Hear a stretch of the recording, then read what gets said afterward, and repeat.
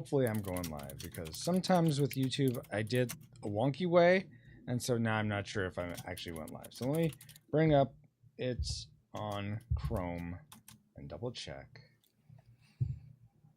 Give me a moment. Hey Ken, you are first. Let's see if it does the little shoo thing. Oh yeah, you got it. Shoo. Though you probably didn't hear the effect because if I have the little effect on, you'll hear the guys doubled. So that's why you're not. Well, I got YouTube notification. Well, that's good. Actually, that's fantastic. So I guess we are. Oh, live. I see the thing came up. Ice melter. Okay. So, and you're seeing that on YouTube just fine?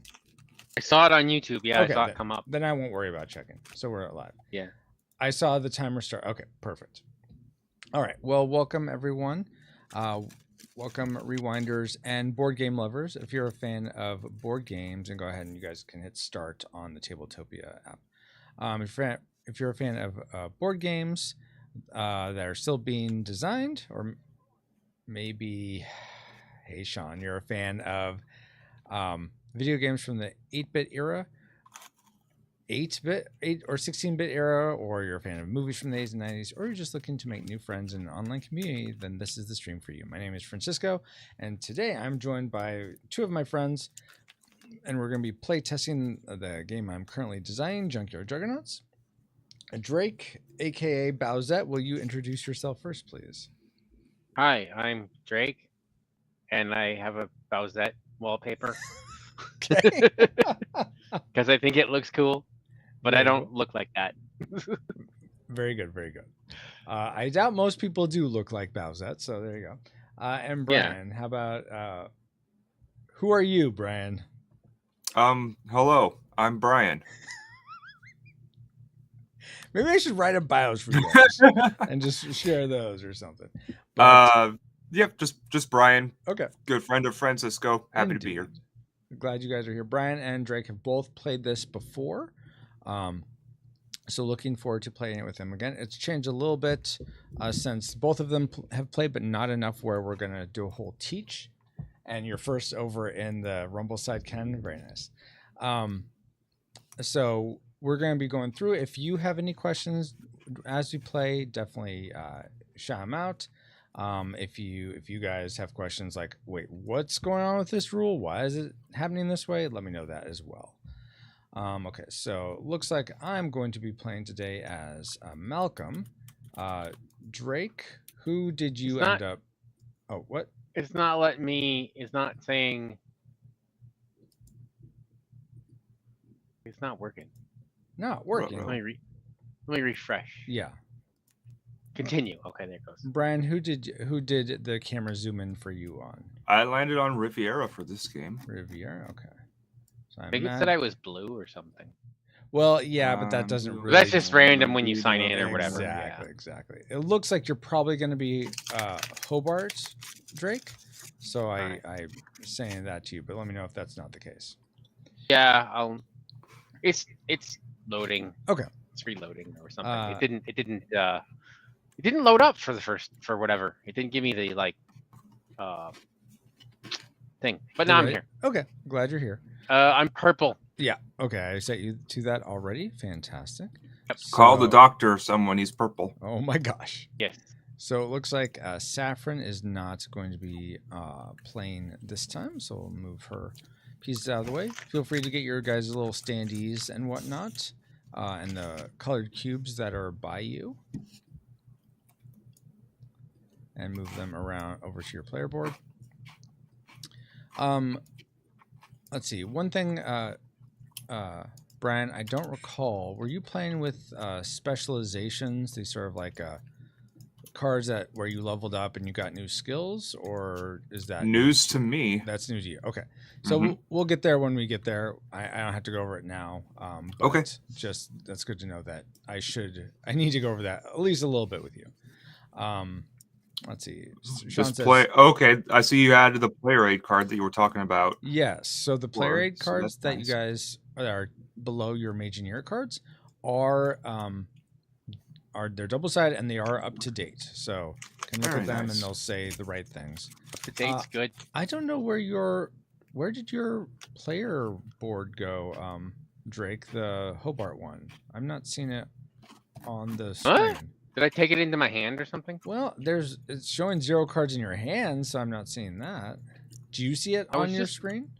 I see the Hobart board. It would be furthest to the left. It's gem. Oh, it's way there. It's way over. For me, it was that's way weird. far away. Oh, I know what happened. I was looking at it, and then when I picked up the little purple cubes, I probably still had it selected. So when I moved the purple cubes over, it moved that too. Yeah, that happens to me plenty of times. Yeah. All right, guys. Well, welcome to the land of Galmany, a land of magic, mechs, and mystery. We are the 3 heirs to the throne in this universe where there's only 3 heirs to the throne of Galmany, playing as Hobart, who's attuned with wind magic, Riviera attuned with water magic, and Malcolm attuned with earth magic. Everything was going great. We were learning how to merge our magics with machine by our tutor Dobrin. Then one night our parents disappeared. It was kind of weird. And then the next morning we hear reports that the cities of Galmany have been taken over by these machines, these evil machines, and fires erupt in our capital city of Seneschal.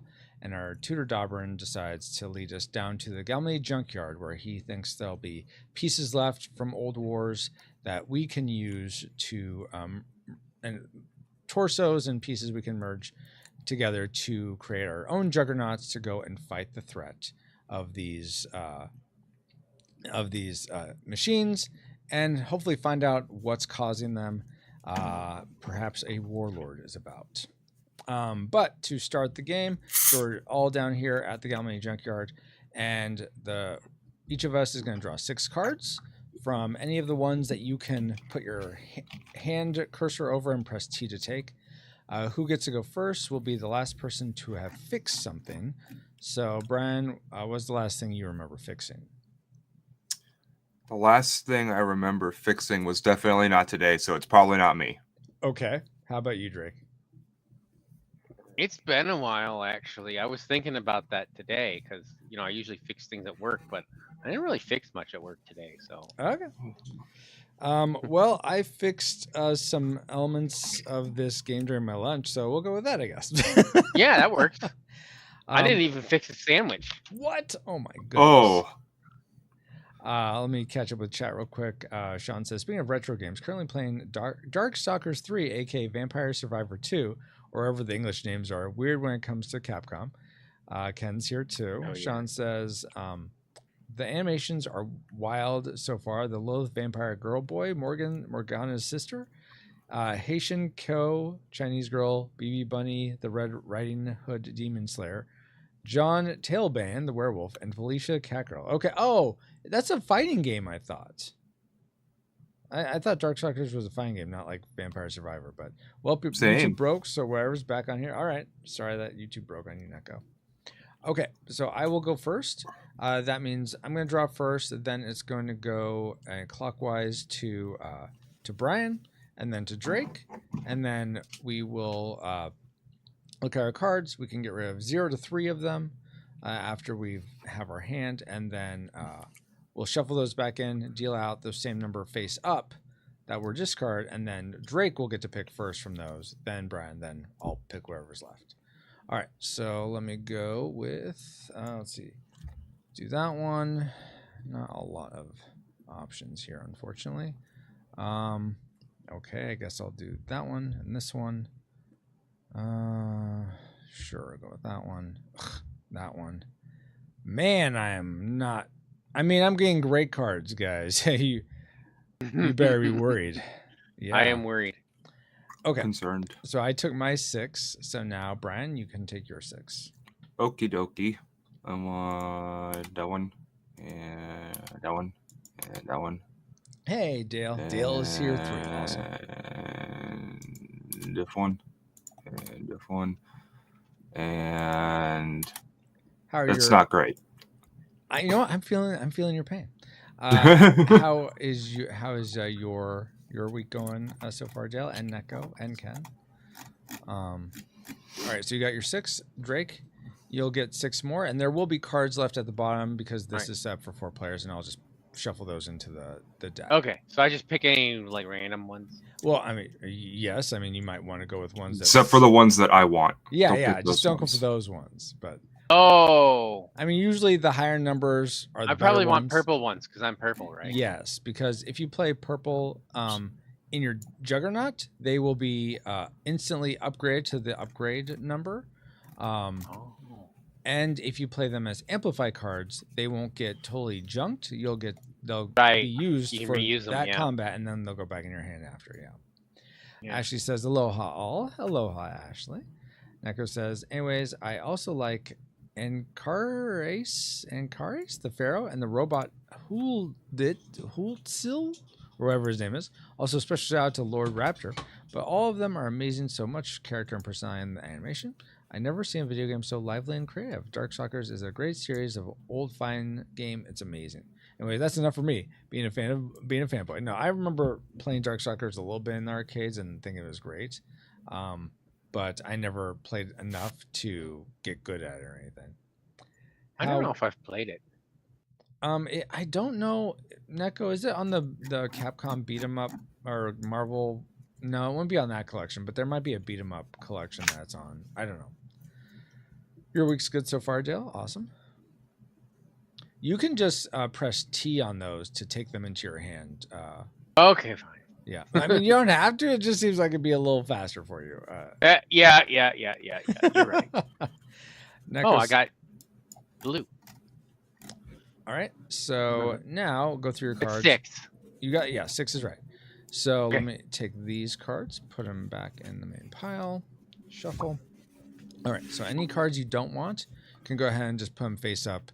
They'll be reshuffled anyway. Put them face up around the junk pile, and I'll shuffle those here in a bit. Yeah, I guess I'll. Let's see.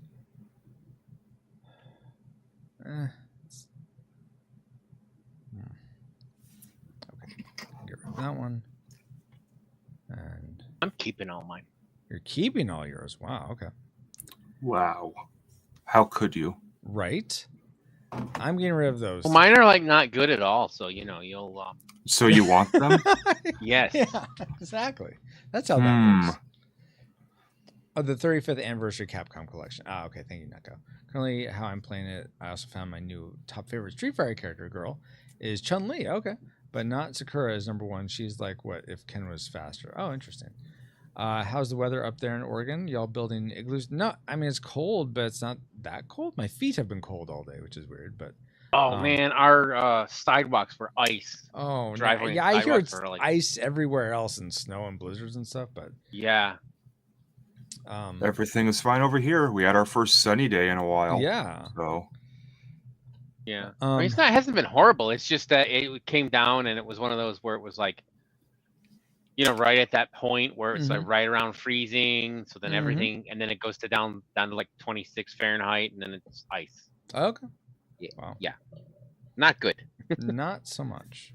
Are you still looking through your cards, Brian? the 6 that I pulled, I think I might want to drop 1 and trade it for something else. Okay. I mean, So, you'll have to wait to see what comes out, but yeah, yes. you can go ahead and do that.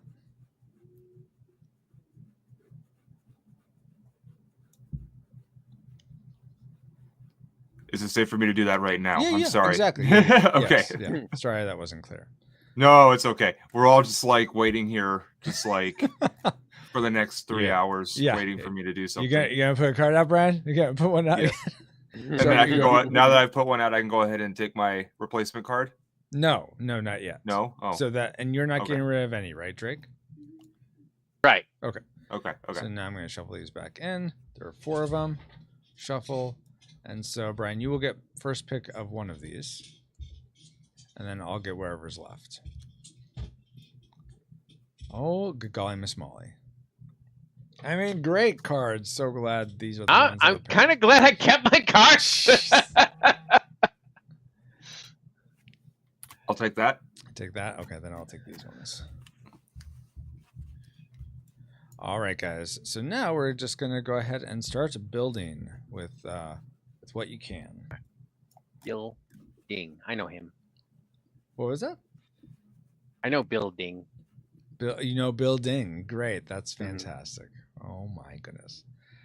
He's Chinese. Is he? Oh wow. Okay. Good to know. You know.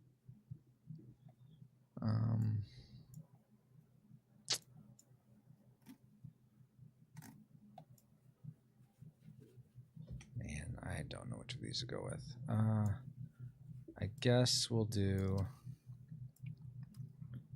this one and this one. And then, yeah, I might want to keep that. I think, oh, do you, Neko? Very good.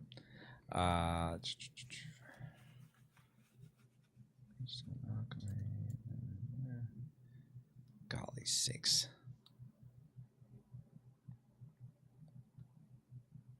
Okay, I guess I'll go with this one and this one.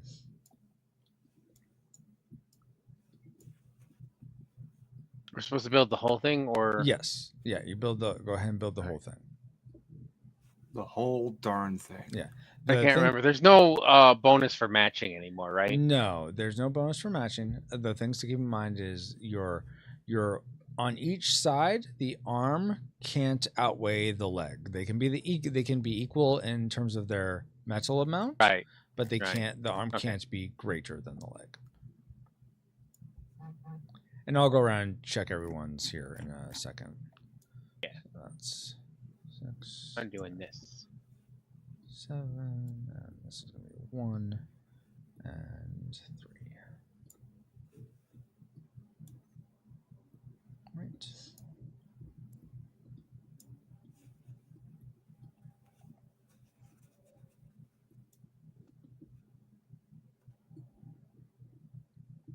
And feel free to add the covers if you want to, but you don't have to.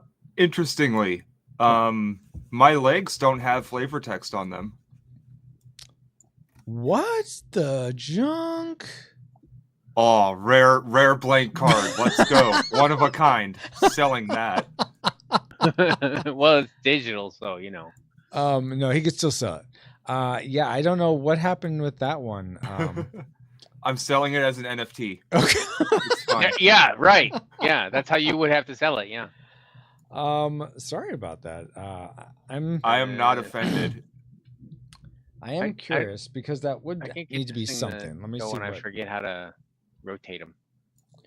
Q and E will rotate or at 90 degrees. Oh, Q and E. Yeah. Okay. Yeah, it's a dud. Okay, Neko. Yeah, for some reason, I was like hitting R or something. So keep in mind, Brian, because your 2 legs match Riviera, they will be at the full upgrade amount. Oh, that's right. Game rules. Yes. Okay. Yeah, those game rules. Jeez. Yeah, those. Who is this Francisco guy? I think he is. Tell me what I can do. I have a flurry rank something. Flurry rank a sleet harpy, it looks like. The left side of my entire mech is unreasonably stronger compared to the right side. That's kind of how mine is as well. That's kind of how me in real life. One whole side is way stronger. Yeah. Okay, let me look. Mech limbs. This is the one I want. Sleet harpy, yeah. Sleet, I like it. Yeah, so I'm just bringing up what it's supposed to be. No, not right now. So, and I'll show on stream. That's a 8-4. 8-4. What? What is this? I mean, because it's. I'm sorry. I'm looking at Brian's card that doesn't have any text on it. Oh, the one that's missing the flavor text. Yeah. Okay, this is an old file, so that's not the one I want. File. And people will see bits of this on stream, so I'll show you everything in a second. Oh, here's the one I want. Which you guys won't see, but cancel that. That's fine. Okay, what is this? What is this mystery one supposed to be here? 4-8. All right, so that should be. If I go to it, it should be a surge on the left, kraken on the right. So given that you have, I minimized the wrong window. That's fantastic. Okay, so given that, Brian, you should have a Surge Trident, an Inferno class Surge Trident. That sounds cool. Congratulations. It's the best ever. Whoa, go ahead, the best ever. Except for the ones that are more powerful. I'm going to hold on to that for the rest of this game. I am the best ever. And I have a Timber class Swamp Demon. Watch out for the Swamp Demon coming at you. Okay, so now, let's see. I'm going to double check your guys's where you put everything. Yeah, that looks right. That looks right. And then Drake. So Drake, you need to put your metal mark things on the tracks. Okay. So I already noticed. Yeah, this 3 and 4 will need to flip because this will end up starting at 7, and your leg is only starting at 4. Bless you. Oh. Ashley. Brian said, "Bless you." I didn't think of that. Yeah, because all these limbs. Right. And Neko says, "Bless you." I was thinking that applied to the base. That's not the.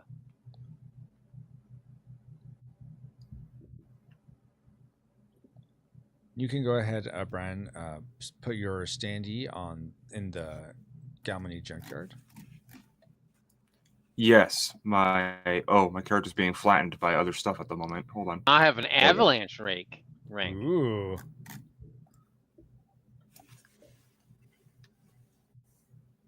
Avalanche rake, bitter harpy. Dun dun dun. Bitter harpy. Now that's really cool sounding. Yes. That's how the bitter harpy sounds. All right, so this is like 4. The arm is 4. It looks like you're putting it over the leg, so just to. No, I'm just putting it. But you're right. I did it. Good job. I think this is the first one I just nailed like that. Nice. All right. And then 7, right? Yes, 7 for that one. I think that's a 7. Oops. And so I played this with Ken and my brother Q on Sunday, and one of my brother's comments was, "Don't touch my pieces, Francisco." So I'm going to do my best to not touch any of your guys' little tokens or anything. And if you ask for help, I will absolutely help with like positioning or whatever. But otherwise, I'm not going to touch your guys' pieces. So, okay, all right, just letting you know, or at least that's something I'm working on. I might do it absentmindedly, but I'm trying not to. I did the wrong thing. Neko says, "Do that" was a Felicia going, "Yeah," from Getting Scared, or a cat girl for that matter. Nope, Francisco. No, I didn't get a cat. That was just my wife Ashley sneezing. Francis Neko, you're welcome. Oh my goodness, Neko. Okay. Can you double check and make sure I did that right? I think I did. 6 and 8. Yep, that looks right. Awesome, guys. Okay. And go ahead and put your standee in the junkyard, please. Well, you know I like cat girls. Yes. Hence your that's not the junkyard. Where are you going? Sorry. Down here. He's the warlord. He must no, I'm like really zoomed in, and I'm just like moving over like a little bit at a time, and wasn't looking at where I was putting it. 1, 2. Real quick, I forgot I need to put this in. I need to do a little bit. I might be the warlord. Update. Well, no one's the warlord yet. You may have missed it, but I just put the warlord in this red sack in the upper left corner of the board. That and 2 other cards. After we defeat. Well, if I take that sack, then I'm the warlord. Yes, that would be what that is. But the warlord would take the entire bag, wouldn't he? Oh my goodness! Why'd you take that out? It's supposed to be a mystery. Accident, but it was really funny. Oh my goodness! Because it just like was sitting on top. We will be drawing from that after we beat the first junk golem. That's how that works. Okay. Well, that's why I said I might be the warlord. And you might be, yeah. That very well could be. Or we might never beat the first I suppose that could happen, but let's hopefully that's not the case. It's gonna dawdle about the whole of Galmany and just never go to the cities. Oh my goodness! Let's do a speed. It's unlikely to get defeated by the first golem. Let's do a speed check, guys. Currently, my speed is 10. Brian, what's your speed if you add your 2 legs together? My speed would be at 12. 12. How about you, Drake? Fast. This is fast. 7 plus 8. So 15. 15, yeah. All right. So you're gonna go first, and then clockwise would be me, and then Brian will go last. I'm the fastest this time. You are the fastest. I haven't been fastest. I don't. Maybe once. Maybe never. Maybe. Neko says, no, the Warlord was the friends we made along the way. Oh, my goodness. Oh, I like that. Okay, so you get to start. Drake, where would you like to go? You can move up to 3 map markers away with the fuel you have. Okay. Hey, Stacy. Fuel I have. What's interesting for a purple guy like me? One thing. I'm not going to move the little meeples, but Hobart gets to start with 1 charge, the purple cubes. Put it on your player card, please. So over here by your player card, one of these purple cubes goes in these slots for your shock charge. Oh, okay. Yeah. Those are like ways to charge up your Juggernaut or add a shock status effect to someone you're fighting. You start with 1, or I do. Hey, O Capitan. Hello, Kirk. How are you doing? Were you going to be able to play test, Kirk, one of these Tuesdays or Sundays? I forget. I think I posted this in... I thought I posted this in... All right, so I got to go... I'm going to go here, because that's probably interesting, right? Not particularly. No. But you could go there. Nothing really happens at the ferry other than it's a map marker that can move you up to the Foul Ferry. So it's like a road on that river. Right. But makes sense. you can go there and you can augment your Juggernaut, or you can patrol the bounds. You can still do those things there. Yeah, I wanted to go a place where I could like patrol or... Well, I guess I can patrol anywhere. So yeah, I'll go there and patrol. Okay. That's what I'll do. All right. So we all move before any of us take our camp action, but okay, so that's where you're going. I am going to go to this brigand camp. Oh, and move your fuel down 1 for the move, please, Drake. Oh, on the travel tracker, yep. Yep. And Brian, where are you going to go? I am going to go... And keep in mind, you can move 4 spaces because you're playing as Chonk. You're going to go to the quest place? I am. Okay, go ahead and move your fuel cube down 1. Yes. All right, let's see.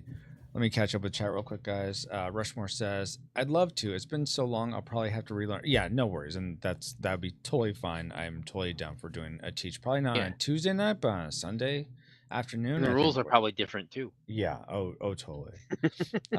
Really just depends on my kid's schedule. Oh, well, yeah, that's a big factor, and one I can totally understand. Say, says, any prayer request for my friend for her cat? It got attacked by a pit bull, and she doesn't know if she'll still alive. His name is Miles. He has not eaten for a few days. Lord God, lift up Stacy's friend's cat.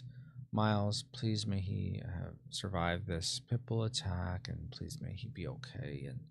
But if not, please bring comfort to Stacy's friend. Amen. Neko says, which small one would have take care of onion nests? I have no idea, Neko. I'm not sure what you're asking there.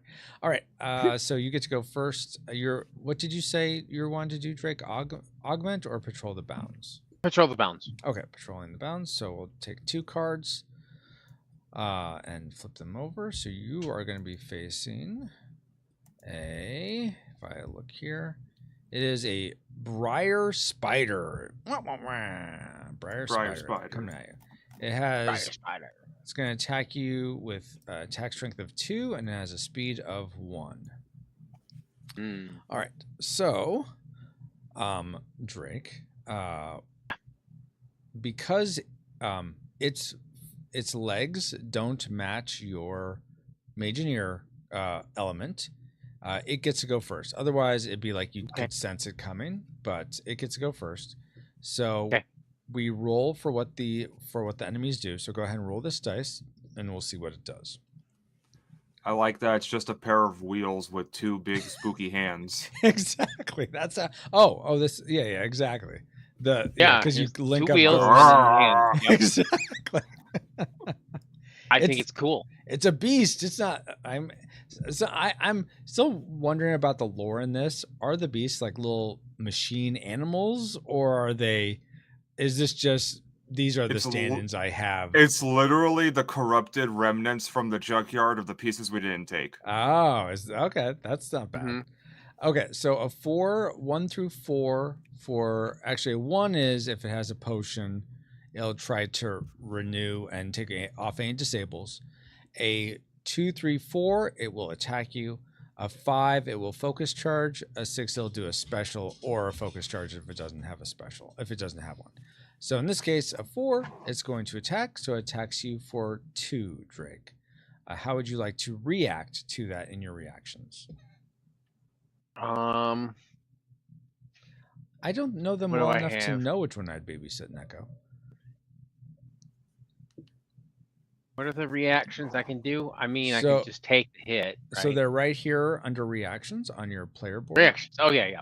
Okay. So I can dispel, like, if I have a potion. Yeah, which you do have potions in your hand, most likely. Yeah. Because I still have 2 cards. And I could speed block. Mm-hmm. And yes, with your speed is much higher than his, so you could definitely speed block. That's what I was thinking. Yeah. You aren't able to counterattack right now because you would have to have put your because he has to hit me. Yeah. Well, I mean, right? No, because this charge on you, and I'm sorry for touching the piece, but it would have to be up here on your gem, on your torso of your Juggernaut in order to use a counterattack. But it's not there now because you haven't done a focus charge. So speed block is what you're gonna do. Well, I have to like disable a limb. Yes, you would have to disable your most powerful, your highest metal limb. Okay, and that's just for the battle, right? Yes. Though if it does get hit again, it will be destroyed. I don't think you're gonna have a problem here though versus this guy. I think you'll one-shot him. That's what I was thinking too. So I might want to do that because then I would, I'd come out with the best. Yeah. That way. Yeah, exactly. I'll do that. I forgot. Brian's the best. Yeah. Well, I'm playing with the best. Indeed. Oh, thanks, man. So go ahead and take a disable token, and I think you would want to put it on your either of your 4s. Because it's just the highest base metal, so either of your 4s. The base one, huh? Yeah. All right. Let's do the leg. We have not done an episode on the Page Master Neko, though that's one that we definitely should do at some point. Yeah. With Macaulay Culkin and Christopher Lloyd. Okay, so you're doing that. I've not seen that. Oh my gosh. The Blue Lion or Roy Lion of Wowdale. So now it's your turn. So that was his attack. Now it's your turn to take an action. Drake? Yeah. I think I'll just attack. Total attack or targeted attack? I'm thinking total attack would make the most sense. Yeah, absolutely. So, yeah. All right. Okay. So he has he can't speed block. He has no potions. They're doing My Name Ain't Roy a lot. Though I don't know if you guys on stream hear it. They may not. And maybe I'm just I can't hear it. You can hear it? I cannot hear it. But so thank you for telling me that they're doing that. Sure, no problem. Okay, so you do that, and then it gets destroyed. We take off damage, starting with legs in clockwise manner. So 1, 2, leg destroyed. 3, arm destroyed. You kill it. All right, so you have destroyed the Briar Spider. Very nice. Man, that beast sounded really weird. Good thing we killed it. I want to see that in an anime now. That guy. the briar spider and you killing it and going, Yes. "Ah, ah, ah." Yeah. All right. So when you kill a beast and patrolling the bounds, you can take one of the limbs that was left, but you have to, you can take one of either the arms or the legs, card, but then you have to leave a card from your hand. Would you like to do either of that? Either of those? I don't know. Good question.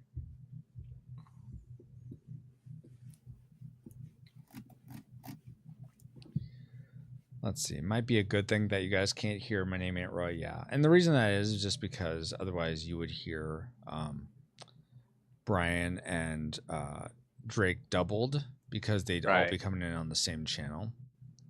So that's why no, that's I don't fine. have that.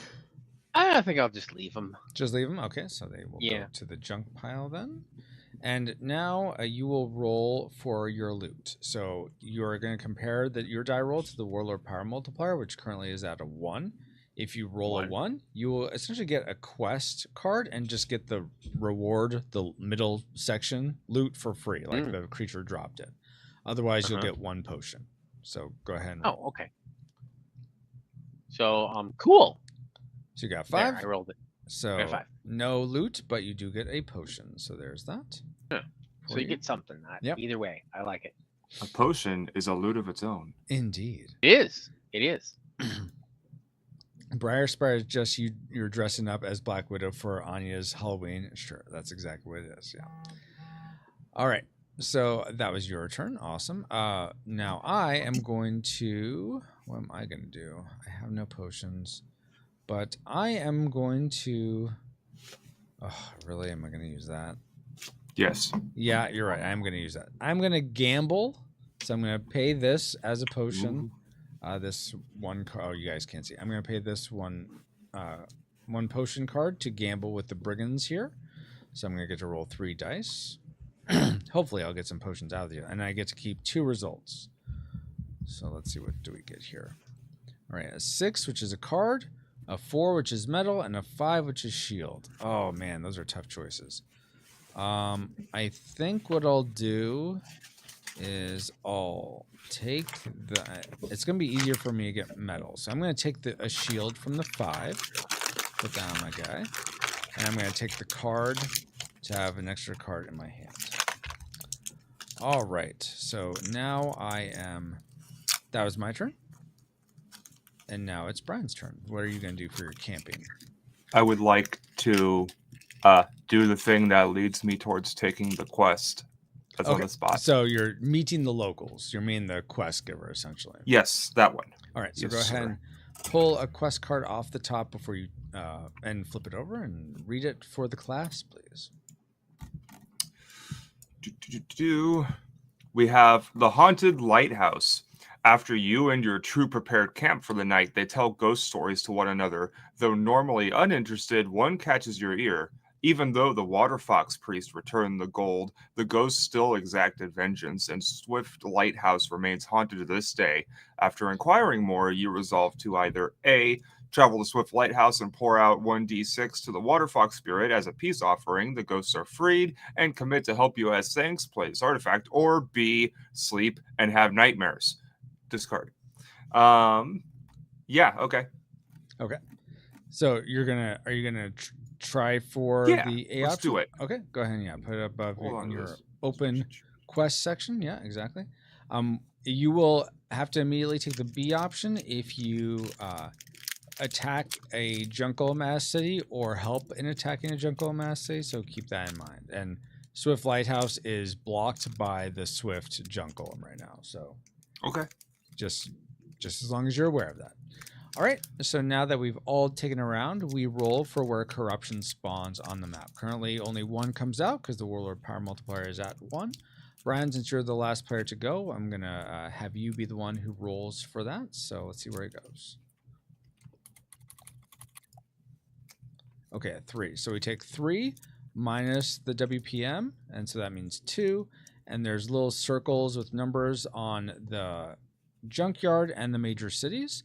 So Headstone. 2 is Headstone. So a corruption will come out at Headstone, and they go toward Seneschal as much as they can. If all the roads are blocked, they'll just go out another road back towards Seneschal. But for now, that's one corruption, and now it's the next turn. So Drake, you're up. Where are you going to move to? Let's see. Hello, locals. Have you ever partook in stone soup? I have not, Dale. I remember that book, though. Yeah, I remember that. Let's see. I'm going to go over here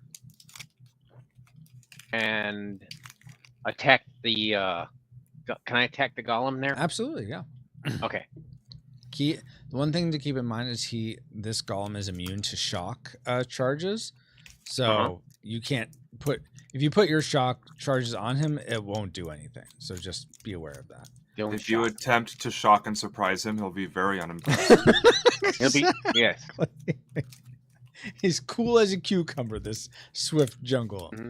All right, you're going to move there. I am going to stay put, actually. And then Brian, and so go ahead and move your movement tracker down one, Drake. Oh, yeah. You moved. And then where are you going to move to, Brian? I think I'm actually going to take a rest and hold in this spot for now. Okay. Since I kind of need to go in this direction sort of anyway. Yeah, though keep in mind for that, for your quest, you're going to have to essentially you're going to roll a d6, and that number of potions is what you have to sacrifice as a peace offering. So because I have none of those. Exactly. So you may want to figure something else out to get some. Actually, yeah. If you don't mind, if I could take a move for this turn, then yeah. I'm actually going to go back towards where you are. Okay. So that I can try to roll, so I can try to maybe roll for a potion, I believe, on this spot. Okay. Maybe. Okay. Yeah. Since you're doing that, and none of us are the warlord right now, we're playing co-op. I was going to actually disband the camp, but because you're doing that, I'll augment my Juggernaut instead. So that because I go first in the turn order, if I disband the camp, you'd sort of be stuck and couldn't. It'd be hilarious. Gamble. It would be so funny. You thought you could gamble? All the brigands are gone. There's no one to gamble with. But I'll wait on that. All right. So we all moved. All right. Drake, let's go ahead and have you do this attack. So I'm just moving the pieces so I can get the potion for this swift junk golem here. Yeah, he gets a potion. He does get one potion. All right. And so the factors you have to be aware of is he gets ×2 to his leg metal, and he's immune to shock effects, like I had mentioned before. All right. So his ×2 to his legs. Okay. Yeah, his legs. Ooh, okay. So he doesn't get these upgraded because he's the wind junk golem. If he is the fire junk golem, this would be a 10 legs. It'd just upgrade for him. But because it's not, it is a 10, but it's only because he has double his speed. So 10 for speed. And then his first arm is a 3, not too shabby. So 3 attack for that. And then his other arm is a 4, which is that? Oh, the bag's in the way. Hold on. Bag. I kind of like it like that, actually. You like it like that. The bag? Yes, the, I like that the odd bag. balancing act. Right? Yeah, the odd balancing is always fun. Oh, my word. Okay, so 2 for this arm. So kind of fast, not too strong. But you get to attack first. So what would you like to do?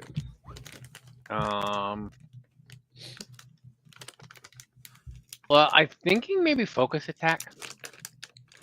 Focus charge or targeted attack? Targeted attack, I mean. Targeted attack. Both. Okay. Both. No, because that's the shock thing, and it doesn't do anything. Though, now, I don't know if you recall this, but focus charge, if you apply your charge to your Juggernaut, like put on the G and gem, it adds 1 to each limb you have. So essentially, it would equate to +2 to attack strength and +2 to speed. But it does take a whole action to do that. Yeah, because I got to prep, and then that's all I do. Yeah, unless there's one of the cards, I forget which one it is, that you could play it and you'd get an instant focus charge essentially. I don't know. Would there be an advantage to go for like his legs and trying to attack that first? Let's see. Oh, let's get this. There's a lot of things there. I'm gonna take this disabled off your legs, so it's not confusing. Sorry, I forgot to take that off. No worries. Currently with your speed, I don't think it is because you're still faster than him. Okay. So yeah, it makes more sense to just go for his arms because they could do damage. Exactly. Okay. So maybe I target that strong arm. The 3. Yeah, the 3. Okay. All right. Then you have to roll a die. If you get a 1, you'll miss. 2 through 5, you will do normal attack. A 6, you'll do double attack. All right. Or double attack strength, I should say. A 2. Okay, so normal damage. I got a 2. But that's a 4 plus. You do 10 damage, it looks like. So yeah, this is totally destroyed. Yay! Put these back in there. All right, good job. Oh, I'm sorry, my bad. I was gonna say, wouldn't you cancel that? Yeah, he uses potion. I'm sorry. Yeah, so let me undo that because I don't know if you want to use a potion. You thought about dying early, but you decided no, I'm gonna use a potion instead. So you use 1 potion. So I'll move that up on the track. Right. Are you gonna? And he only has that 1, right? Yes, that's his only one. All right. So I can use a potion, right, to like counteract that. Right? Yeah. Okay. All right. So use that one. Use that. That goes there. I probably should use my other one actually, my other card. But... Oh, do you want to? You can switch. That's fine. Yeah, I'll switch. Cause see, this one's blue. Yeah, that does make more sense. And the other one I get to reuse if I use it as a thing. Exactly. All right, so you do that. He doesn't have the potions to overcome that. So yes, now his arm exploded. Yeah, that was worth it. It is destroyed. Okay, now it's back to him. And go ahead and roll for what he's going to do, Drake, please. Now I'll read your comment in a second, Neko. 6. Okay, so 6 doesn't have, because he doesn't have a blood charge to do his special, which his special would be all defenders place 1 card from their hand per blood charge into their used area. So essentially you'd pick a card from your hand and it just goes into the used area, so you wouldn't get to use it. But it like depletes it out. Yeah, exactly, for the battle. But because he doesn't have a blood charge, that becomes a focus charge. He's going to focus charge instead. So now he has that for his action. Now it is back to you, and while you're deciding what you're going to do, I'm going to read what Neko says. I like that it's almost like Dungeons and Dragons, but more of a board game card game. Yeah, it is. I think one way people might approach it is like it's a one-shot D&D, but with lots of different variables and things that could happen, and so it's you can develop strategies, whereas D&D is way more open-ended. You don't play you don't usually play the same battle twice. It's like, oh, how could I have done that better?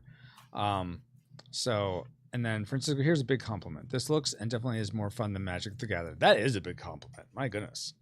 There is, I mean, nothing against Magic. I used to love Magic back in the day, but from everything I see and hear, it's gotten so just bloated that I don't know how people can keep anything straight in Magic. So, though I've never played Commander, maybe that helps or what have you. But thank you so much for that, Neko. What action would you like to take, Drake? I just want to attack again. Okay. Which kind of attack, though? A total attack this time. Total attack this time? Okay. All right. So that's, let's see, 10, right? All right. Now, he has nothing to defend against it, so it's going to go, and his speed is lower than yours still. Yep. So start with the legs. 1, 2, 3, 4, 5. Arms dead. 6, 7, 8, 9, 10. All right. And now that You destroyed this arm. I should have just flipped it over. Now, because he has no arm metal left, he's going to charge you and sort of do a ramming attack.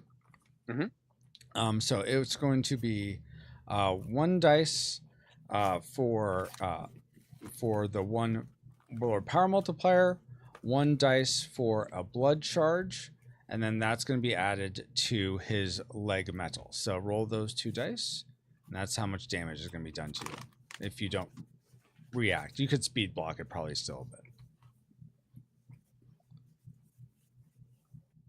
All right, so 7 plus, so 10 damage coming your way. How would you like to deal with it? Can I try to speed block it? Yeah, you can speed block it. That's totally All right, fine. I'll do the same thing then. I'll just disable that leg again. All right. And then that destroys him. I'm thinking if they ram, I may have the leg just be disintegrated, but so far I'm not doing that yet. So you have destroyed him. Good job. Cool. Not so swift anymore. Right. He swiftly self-destructed. Brian with the one-liners, exactly. Or yeah, that works too. Drake. All right, so let's start with the free city boon. All attacking engineers draw 1 amplify card, so you get to draw 1 card from the deck here, Drake. All right.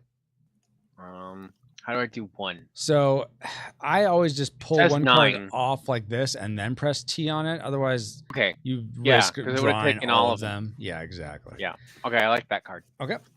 Now you get to for loot, you get the potion that he had. So you get this potion. Yay.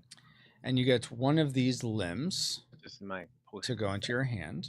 1 of these limbs. Let's see.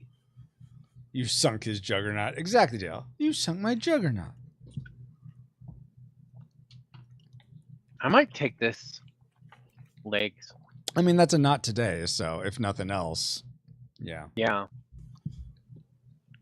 I will take that. Okay. And then 3 and 2. The 3 will go to the warlord. Sorry to put that there. I'll put this up here for now. And then the 2 goes in the junk pile. And then for right now, these junk golems were being converted. There's mechanisms to convert them into golem guards. That just a little bit of the meta for you guys. That rarely ever happened, and when it did happen, and you've probably been in games where it did happen, but then they rarely got used when they were converted into golem guards. So I'm removing that from the game. It's probably going to be if it's successful and there's an expansion, probably we'll bring it back in. But for now, there's not going to be a golem guards in this. So I think I may convert it into they will give you an extra potions or extra charge or maybe a shield or something, like some other element that's already existing in the game that it does. But for right now, it does nothing. So congrats, you get that. All right, so that was that. Now okay, so after that, you get to do a heroic feat that counts as a heroic feat. So now you get to pick your specialization, Drake. So there's these cards over. I forget. Did you play with specialization last time you played? Kind of. I don't really remember. Okay. I knew there was something. So these are double-sided cards, and so I'll go over it now just for your benefit, also, Brian. Yes. So are you able to see the? Okay, yeah, I see your hand here. So I imagine you're seeing these 4 cards. Okay, so these are all double-sided cards. Essentially, you're choosing a class to be for the rest of the game. So there's Barbarian, Sage, Witch Doctor, Warden, Commodore, Pirate, Rogue, Mystic. How you pick them is most likely based on your current build of your Juggernaut or how you plan to build it if you're planning to change it in the near future. Because what happens is each of these, well, first off, in the middle of all of these, there's like first, second, third. That's essentially every time you do a heroic feat, you get that little bonus. So if we're looking at this Mystic card, the first heroic feat, let's say Drake took this, he would get 1 charge and 2 metal. Then if he did another heroic feat, he'd get another charge and an amplify card. And if he did a third heroic feat, he'd get an amplify card and 4 metal for the Mystic. So that you get those regardless of how your Juggernaut is built every time you do a heroic feat. But the sort of the cool things about these cards are the abilities you unlock based on what you have in your Juggernaut. So if you have so let's say Drake goes with, or let's go with the one you're looking at. It looks like Brian. Mm-hmm. If you want to do the Dread-Eye Jack ability, then you would need to have one water limb in your Juggernaut. Now, you being Riviera, your Mageneer counts as a water limb, so you wouldn't necessarily. You could take this card, be a pirate, and still be able to do Dread-Eye Jack, even if you had like all fire limbs, because your character counts as a water. If Drake did this, he'd have to have a water limb because he's the wind Mageneer. Then as you go to level 2, to do Sea's Bounty, you would need to have 2 water limbs, or 1 water limb in yourself, and 1 earth limb, or to do Hair of the Sea Dog, 2 water limbs and a fire limb. Now, all of these are made in a way that you could probably get to the bottom special, and both, if you do it right, both second level specials, but the third special you're gonna have to spec into one or the other. Unless I did my math wrong, all of them are made so that you have to pick essentially one or the other. You can't get all the abilities of these specializations. Darn it. Yeah. So, and in each one there's actions on the left side, reactions on the right side, or passives. If there's the keyword passive, it means you just have it all the time, regardless of whether you're taking an action or a reaction. But any questions about any of that from either of you? Yes, delicious metal. But we're spelling metal M-E-T-T-L-E, Bobo. When you flipped over mine at first, I know it says Commodore, but my really fast brain read it as comatose, and I was like, that's not useful whatsoever. Be the comatose class. Just sleep through this game. Mine doesn't look like have anything on the back. I mean, it's the same. And wait, sorry, which one are you looking at, Drake? You said it was on your character card? No, these are up here by the discard pile section of the board. Yeah, we got these 4 colored cards up over here. Oh, here they are. Okay. Yeah. I thought you said it was on the back of your character card. No, flips the character card over and over. Where is it? Yeah, it was the same. I was like, what? So, do you need me? That's what I was doing. Do you need me to explain that again, or do you feel like you? No, I just didn't know what was what. Okay. So I pick one of those. You can pick any of them. I mean, a lot of people will just go with whatever one matches their Mageneer, because you'll always have access to that bottom level tier. Plan. But you don't have to. Sometimes it can be interesting to change it up, especially if your playstyle. I know you guys are probably not like super acquainted with these, but some people's playstyles may be more like, oh, I really want to be a pirate because I like the stuff on there versus something else. We are, yeah.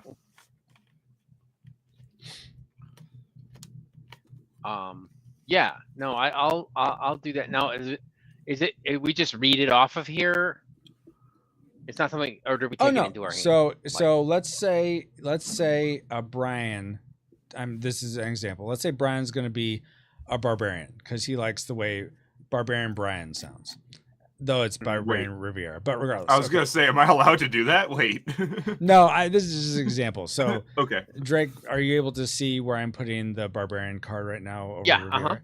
So you'd put sort of in this section. Oh, right. Yeah. To go. Then you press U to sort of put it under the card. In real life, it'd be a lot simpler than that, but yeah, it goes under, and then every time you level up, you're gonna like move your Mageneer up. Yeah. To reveal more. So that's where it goes. All right. So yeah, I'll take the purple one because I can do that now, right? Okay. Yep. So you're gonna take the Mystic. Are you so you have to pick which one, whether it's going to be Mystic or Rogue, and you can't change it unless you become the Warlord. And in the final confrontation, if you want to switch it, you can. Otherwise, you have to pick one. Oh, this is the Rogue side. I see. No need to explore those horizons again. Oh my gosh, Dale.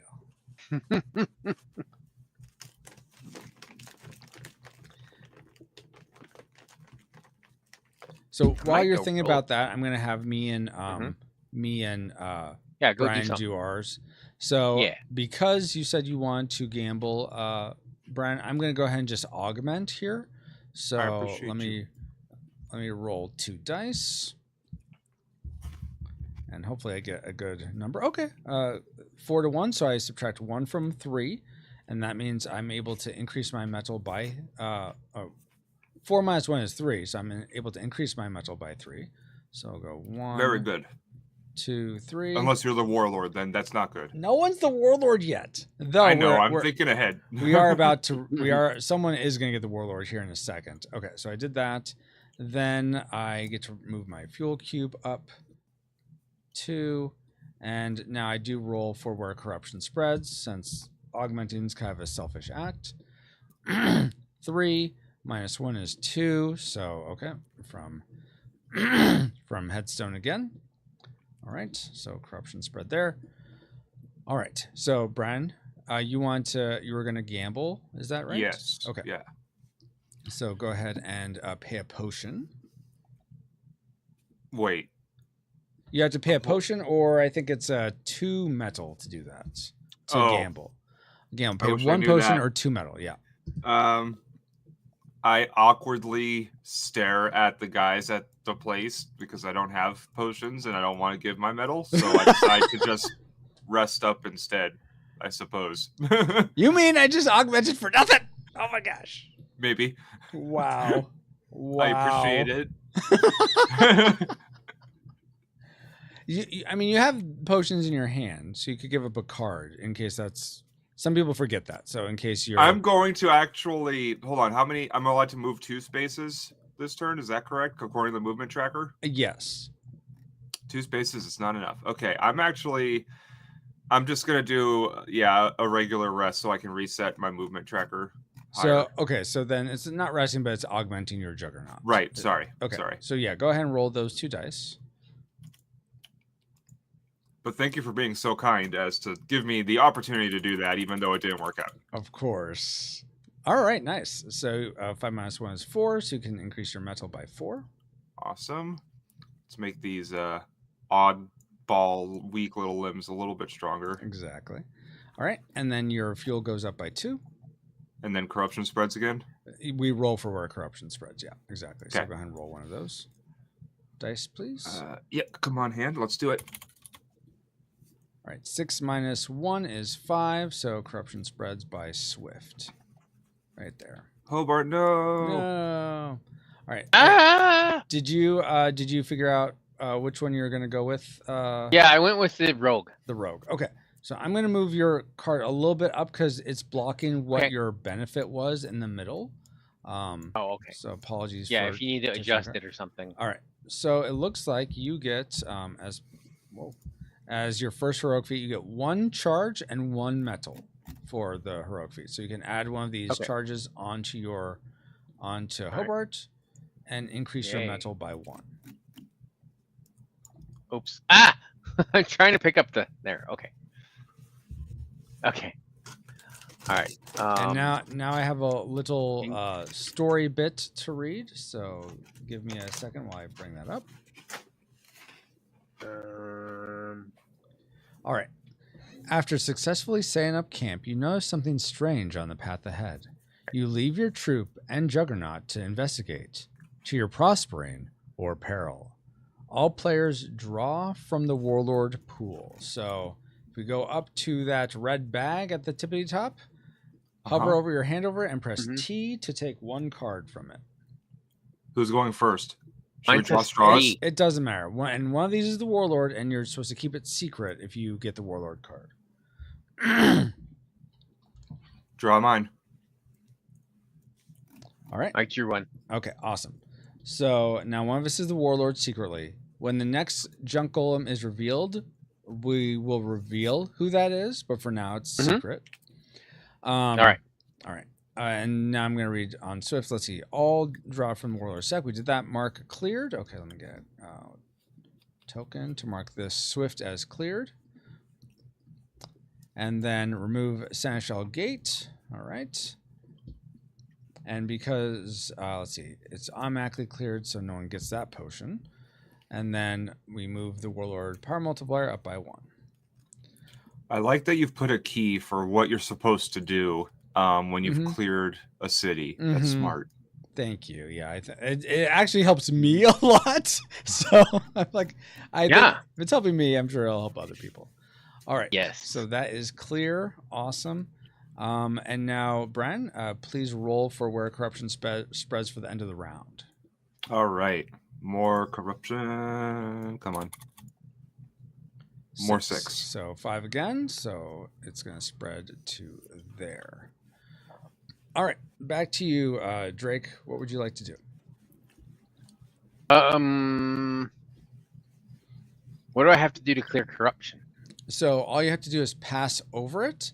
And then it says this down in your little handle corruption in your corruption section on your player mat. But just to make it so you don't have to read, in any route you take, you can either clear all the corruption or none of it. And when you clear it, it just goes into your corruption pile until you cleanse it, which you can do either at Eldrican Arc. For you pay the metal you pay is equal to whatever the Warlord Power Multiplier is at, so it could be anywhere from 1 to 3, or you can cleanse at Ashley's Haberdashery for 2 metal each. That's throughout the game, or you can cleanse at Seneschal for free, but you have to wait till it's open. Right. And when you cleanse it, it just flips to the potion side. Then you get to use that as a potion. Okay. Good to have cliff notes. Exactly, Dale. Yeah. So I could go over here and grab this as I'm going along or wherever. Yeah. You could. Did we take one of the things off of? I already did. Okay. I thought you did with your checklist, but I missed that. No worries. So I didn't know if it happened, or I didn't know if it had changed. That we don't do that anymore. What should I do next?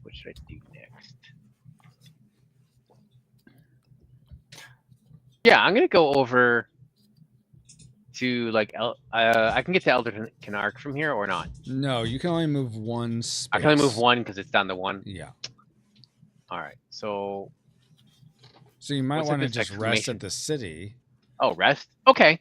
Yeah, you know what? That's actually a good idea. Yeah, because if I remember right, on the player aid card, let's see, free city. May swap all limbs with cards in hand, gain 3 metal and 3 fuel. Yeah. So probably just rest there. Yeah. All right. I am going to now stay here and do what I was going to do before Brian just went to the craps table and said, hey, I'd like to have a chip, please, to gamble. Okay, that'll be $5, sir. Oh, this costs money? Oh, never mind. Too rich for my blood. I appreciate you, Francisco. So I'm going to stay here. Brian, where are you? I assume you're going to try to get up to the quest. But yeah, I'm going to go just straight for the quest. Okay. Yeah.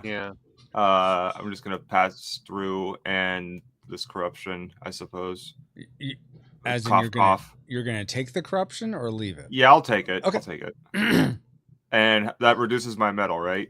No. It doesn't go on the stack. It goes. That's right. That's right. Because it makes me evil or something like that. Yes. Yeah. Exactly. So it goes there. Exactly.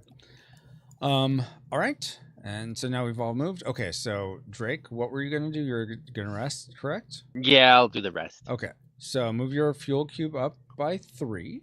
Start with that. So it should go up to 5, I think. 1, 2, 3. And then 5. Yep. When you're at a city, you can completely reconfigure your Juggernaut if you want to. I'm going to take that disable off. You don't have to. Again. But if you're going to do that, do it before you increase your metal by 3. You get 3 metal just for resting in a city. So if you reconfigure your Juggernaut, though, after you don't get those 3 again after you reconfigure your Juggernaut. So do that first. Right. I don't think I want to reconfigure the Juggernaut. I think I'll just take the 3. Okay. Then I think the only place to do that is in that water limb. Right, I could do 2 there, right? Yeah, you can only do 2. You're sort of maxed out otherwise. Right. I don't want to. I don't want to unbalance. Well, so that's already at the highest, I think 6. Oh, is that one maxed? Yeah. Oh, okay. So I'll just do that. Okay. And All then right. that's it, or can I do it anymore? Nope, that's it. That's all you. Because the other ones start out maxed. Yeah. Yeah, right. yeah, exactly. All right, and I am going to disband this brigand camp. So I'm going to roll 1d6 because there's the warlord power multiplier is at 1. Come on, be a 1. Be 1. 1 gambler left. 6. Dang it. Okay, fine. All right, it's worth it to me. Maybe. Okay, so I'm going to decrease my metal by 6. 1, 2, 3, 4, 5, 6. And then I'm going to put a disable on this. And for disabling the camp, that counts as a heroic feat. So I'm going to choose one of these now. Let me see, what am I going to be? Might want to do this. Ooh, that's not bad. Flip, Francisco. Oh yeah, I like that.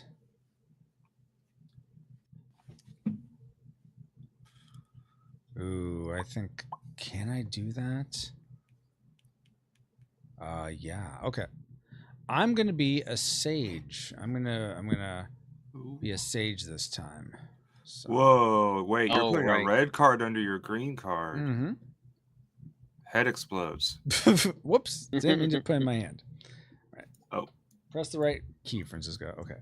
So, I was just joking when I said I wasn't sure you could do that, and then you did it, and I'm like, well, now I kind of want to do that. Oh, I thought I said you could do it. I might have misheard. You probably did. Okay. Yeah.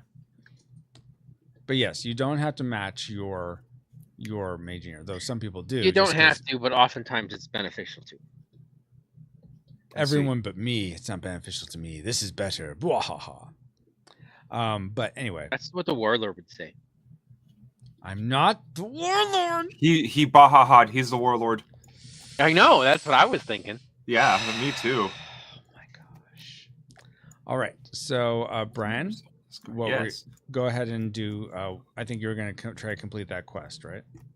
Yes, I was going to complete this quest, which requires me to roll 1d6, and hopefully it equates to less than 4. Hopefully, yes.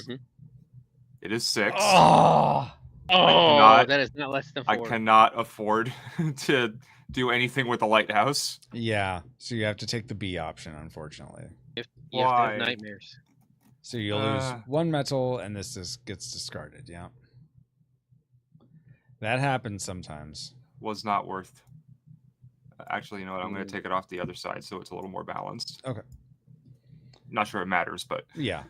Okay, go ahead and roll for corruption, please, for the round. Chonk has lost some weight. He's not so chonky anymore. Exactly. All right, we got a 3, so that's going to be a 2. 2, yes. Which is up here, Headstone. Headstone's not doing so well. No, so it's going to go a bitter run instead. All right, so now back to Drake. Where are you going to go?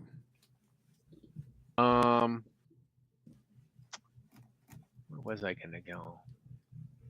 I was going to go maybe to Elderkin Arc or something like that. Okay.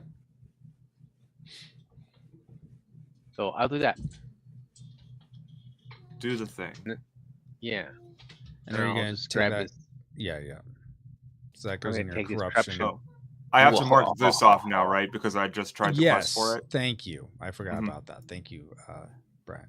And it says, I'm back, and oh my gosh, I never felt so in tune with a cat in a video game in my entire life, man. Final bosses are so hard on fighting games anyways. What did I miss? One of us is the warlord now, Neko. And Drake beat the swift junk golem. Francisco's dice, instead of being dice, why don't we be nice? Not that get only not equivalence. Okay. You know, you play a video game and you're like, man, after I never thought I could mentally think that you're right there, right by their side, cheer and feeling bad for a character, even though it's the player's fault. Is that just me a thing, or does anyone else here? I don't think I follow, Neko. I'm sorry. So we'll say I hear with my ears. Oh, is that what you do, Baba? Okay. Sorry, I lost track of that. So let's see. we did the corruption. Did you move to where you wanted, Drake? I'll move to. You took that quest. Let's see. One thing I will say, guys, just because it was pointed out to me that it's not intuitive because there's so much of like match this element with this element. If you pass through lava road now, instead of water to keep from taking damage, now you need a fire limb or be the fire engineer to not take damage. So if you match that the fire area, you will not take damage. You're like immune to fire. So. Is there anything special about the river road then? The river bitter run? This one? Yeah. No. I've debated being like, if you want to travel between the two, you have to pay a potion, but I felt like that was overly punitive and didn't really gain you much other than being thematically correct. So what if it was a road that only Riviera could cross, which would mean she gets a little bit of a shortcut on the map? I'm not well, but it's made to be a ferry so that anyone could cross it. So, and the other rivers don't really work well as roads because they don't really touch map markers very well. Though I like that idea of like Riviera can just go on through all the roads, but then they don't really. Or maybe it's like faster. Takes you get one extra. It doesn't cost like a travel tracker point. Oh yeah, yeah, do it. Yeah, one extra distance. I actually really like that. Like if you, I think it wouldn't just be Riviera, be if you have a water limb, because I have. Yeah. Because so that's fire.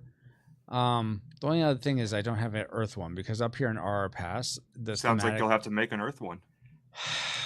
I'm sorry. Oh my gosh. That actually does sound neat though. Because in RR Pass you need fire to get through in one turn.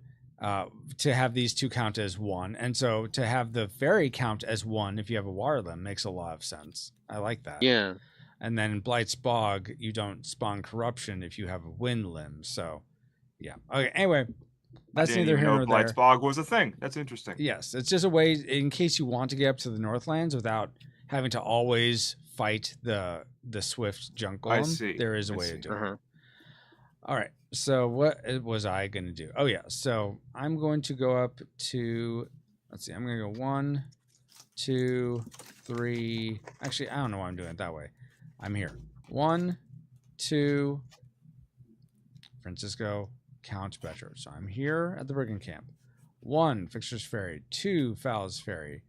3, Headstone. I'm going to take these 2 corruption on my way. Move my tracker down 1. Drake, I'm not sure if you move, make sure you move your fuel down 1. Oh, I keep forgetting to do that. Yeah, I don't think I did mine either for my last move. Okay, so. then go ahead and do that, guys. Well, I didn't move last time. Oh, well then you did. You moved to No, the time before. Oh, yeah, so I didn't have to. So I didn't move it that time. Yeah. I went up because I rested, and then Gotcha. I moved, and then I forgot. So, Brian, where are you gonna move to? I guess I'm gonna move back to Swift for the time being. Yeah, that nothing crazy. Okay. Go ahead and do your fuel cube down 1 for that. Boom. All right. Then now, Drake, what are you doing at Elder Canuck? I forget what you can do at Elder Canuck. Okay, it is on the player aid. So, but I was gonna look at that. Yeah. Feel free to read it, and if it isn't clear, you need something explained. Yeah, I could cleanse the potions. The corruption. For like 1 metal, right? Or the yeah. Yeah, currently it's 1 metal. Convert to corrupt. Right. So that's what I want to do. Okay. Is this your corruption here? Yes. Okay. It's just I don't know where to put it.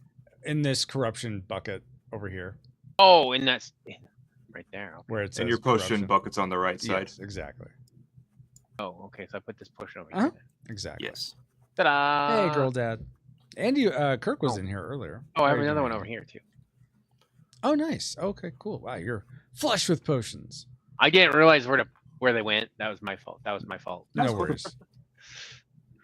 Okay, so yeah, so pay a metal, then you can flip over that corruption and put it into your potions. So I'm going to move this one down 1. And then I can flip this. And put it over here. Nice. Let's see. This one was like says, super echoey. What super echoey? That one's super echoey. That one's. They sound different. Oh, really? That's weird. Hey, listen. Right now, listen to this one. One's a thud and one's a whoosh. Yeah. Yeah, one's like a. Yeah, that one's. Weird. I guess I have different thicknesses for them for some reason. That is weird. Yeah. Nifty. Neko says, I think D-Tungsten is the warlord or wardress because of the current icon. Okay. I mean, Bowser's the warlord. Bowser. Okay. I mean, Bowser is warlord, so why not the female fan art version? Gotcha. Okay. Right. All right. So that's your move. That's your camping. I am going to, since my fight might take a while, let's have you do your camping first, Brian. So what are you going to do? I'm going to augment because I want to try to make up for my... I suggest, since you're at a city, just rest at the city instead of augmenting. Okay. Then you get 3 metal. You can totally you can change out any cards in your hand with your Juggernaut. You can totally rebuild it if you like, or if you and you don't have to do that. But regardless, you can move your fuel cube up 3 and get 3 metal. Okay. Yeah, I'll go ahead and do the rest then. And so that would put me up at 8 then? I think so. Yeah, that's okay. Right. Yeah. Since I was at 2 and then gain 3 metal. I'm very unheroic compared to you guys right now. But so you can't move that leg. 4 is the max for that leg you just did. Right. Okay. Oh shoot. Okay, it was at 6. Yeah, I'm not sure why. So because it should be at 4. Since... Brain. Wow. Okay. Okay. So something's gone seriously wrong here. Okay. Well, shoot. Okay. Let's just have it at this then. And I gained 3 metal, so I'll put this at 8. Let's see. The maximum for this is 9. The maximum for that's 5. So I guess I'll move that for 5, and this 1 by 1, and that would put me where I should be. So almost, except the right. Except arm. My arm is now heavier than my right. Okay. Exactly. Yeah. So we're just gonna. Okay, we're gonna just do this. We're just gonna move to this event. Okay, and then we're just gonna do that. Okay. Perfect. Now you're good to go. Awesome. And now everything's offset again, but that's fine. it's okay. These we did construct these duct tape and baling wire in the junkyard, so, and some magic prowess, so no worries if they're not perfectly symmetrical. The warlord's gonna take advantage of my lack of symmetry. No. All right, so you did that. Okay, so now I'm gonna fight this this baddie over here. All right, take him down with why is this card up here? Oh, this is his card. This is the warlord's card. Let me flip it over for them. Okay, so headstone. With the headstone, the junk golem gains 2 times to its arm metal, and then it begins with 1 blood charge. So let's put a blood charge on you. Now let's move these dice out of the way. All right, so first one. I'm glad I don't have to worry about that 5-10 fire that you took, Drake. So I don't have to worry about that. Okay, this is a 3, so he's a slow guy. Slow. Yeah, see, it's a good thing I took that. Yes, it is. All right, so this is going to be 10. Yikes, because it's double the arm metal, which is, that one's 5. And then this one is, all right, whew, just a 1. Okay, good. So this is just 2. So I might be able to do this. We'll see. All right, so I get to attack first. Let me see what I got here. Let's see. I have a heroic feat, so this is, what is this? Add an action. Add any of your available charges to the arms of teammates. Great. I don't have any teammates here to add my charge to, so that's not helpful. That'd be great if we were fighting together, but no one wanted to come fight this with me. Not that I said, "Hey guys, let's fight this." You didn't ask. Well, I thought I would love to fight with you so I could have some level of heroism, but that's not going to happen, it seems. Fair. Okay. Here's what I'm going to do. I'm going to focus charge, and I'm going to add my charge onto my arm in hopes of applying that charge to my envenom status effect to the jungle, which I've neglected to give him his 1 potion, so let me do that. So has this potion. Bloop. All right, so I'm right there. All right, so that was my action, was doing a focus charge. Now it's his turn as I try to look at both sides of the board across the way. And I'm going to roll for what he's going to do. And let's see. A 1. So he is going to actually burn his potion to renew, i.e. remove any disables that he has on him. Whoa. So that's pretty dumb. Pretty dumb move there, Junkyard, but I'll take it. But that's what he does. Now it's back to me. And I am going to do just a total attack so I can make sure I get this Envenom applied to him. So a total attack for me is going to do, let's see, 4 plus 2. Oh, jeez. 6 damage. 6 damage. Watch out for the 6 damage I'm going to do to you. All right, so 6 damage. He has no way. I'm still faster with my 5-8 speed versus his 3, and he has no way to block. So he takes the 6 damage. So 1, 2, 3, 4, 5, 6, and now my Envenom charge gets applied to him. Loop. All right, so now every time he takes what Envenom does is every time someone who has that Envenom status effect on them, every time they take an action, their attack strength is essentially modified by a d6. It's 1d6 is subtracted from their attack strength for each Envenom charge. All right, so it's his turn now, and we're going to roll for what he does. And he does a 2, which is just a standard attack. But because he's envenomed, we're going to roll for, right now he would do 1, 2, 3, 4, 5, 6, 7, 8 damage. But that's going to be subtracted by 5. So he does 3. Actually, can you move your hand real quick, Brian? I think that's, okay, thank you. 5. I think that's what it was, but I wasn't for sure. It's 4 or 5. Okay, so he's going to do 3 damage to me instead. And because I have stop it. Because I have Hunk, when I can't counterattack because I have no charges on my Juggernaut. Okay, so that doesn't help me at all. So instead, the 3 damage, I am going to speed block. So I'm going to put this on, let's see, 7. So either of those. Okay, I'll speed block on you. All right, so that was his attack to me, which was nothing, bahaha, just 3. And now it's back to me. And I'm going to do a targeted attack for his other arm and hope I get doubles. We'll see. So I'm going to roll here. Let's see. So I'm attacking that 5. Okay, 3. Well, I do normal damage, so that's 6 I'm going to do to him. So 1, 2, 3, 4, 5, 6. Because he has no potions to get rid of it or anything like that. 6 down. All right, now it's his turn. He's going to attack me, but he's still envenomed, so we're going to roll again to see how his 2 is affected. 2 minus 2, so he does no damage. He's just like, doubling over in pain. He's so poisoned or envenomed. So he does no damage to me. Bwahaha. All right, back to me. And I'm going to finish him off with my total attack.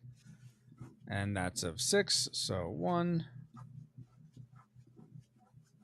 2, destroyed 3, 4, 5, 6. And he is dead. I get my charge back on my Mageneer. And I'll read some of your questions here in a second, Neko. Sorry, I've been trying to focus on getting through this. Blood charge goes off. The boon for this is Golem Slain Mageneer gets +1 Warlord Power Multiplier +1 number of corruption from stacks. So essentially, I'm taking 2 corruption from the stacks. So 1, 2. That's 2 less the warlord's going to get because I'm not the warlord. That's something the warlord would say. Okay, flip these back over to see what they are. All right, I'm going to take, let's see. I think, hold on, I'm going to look at my thing here. Yeah, I want, ooh. Oh, man.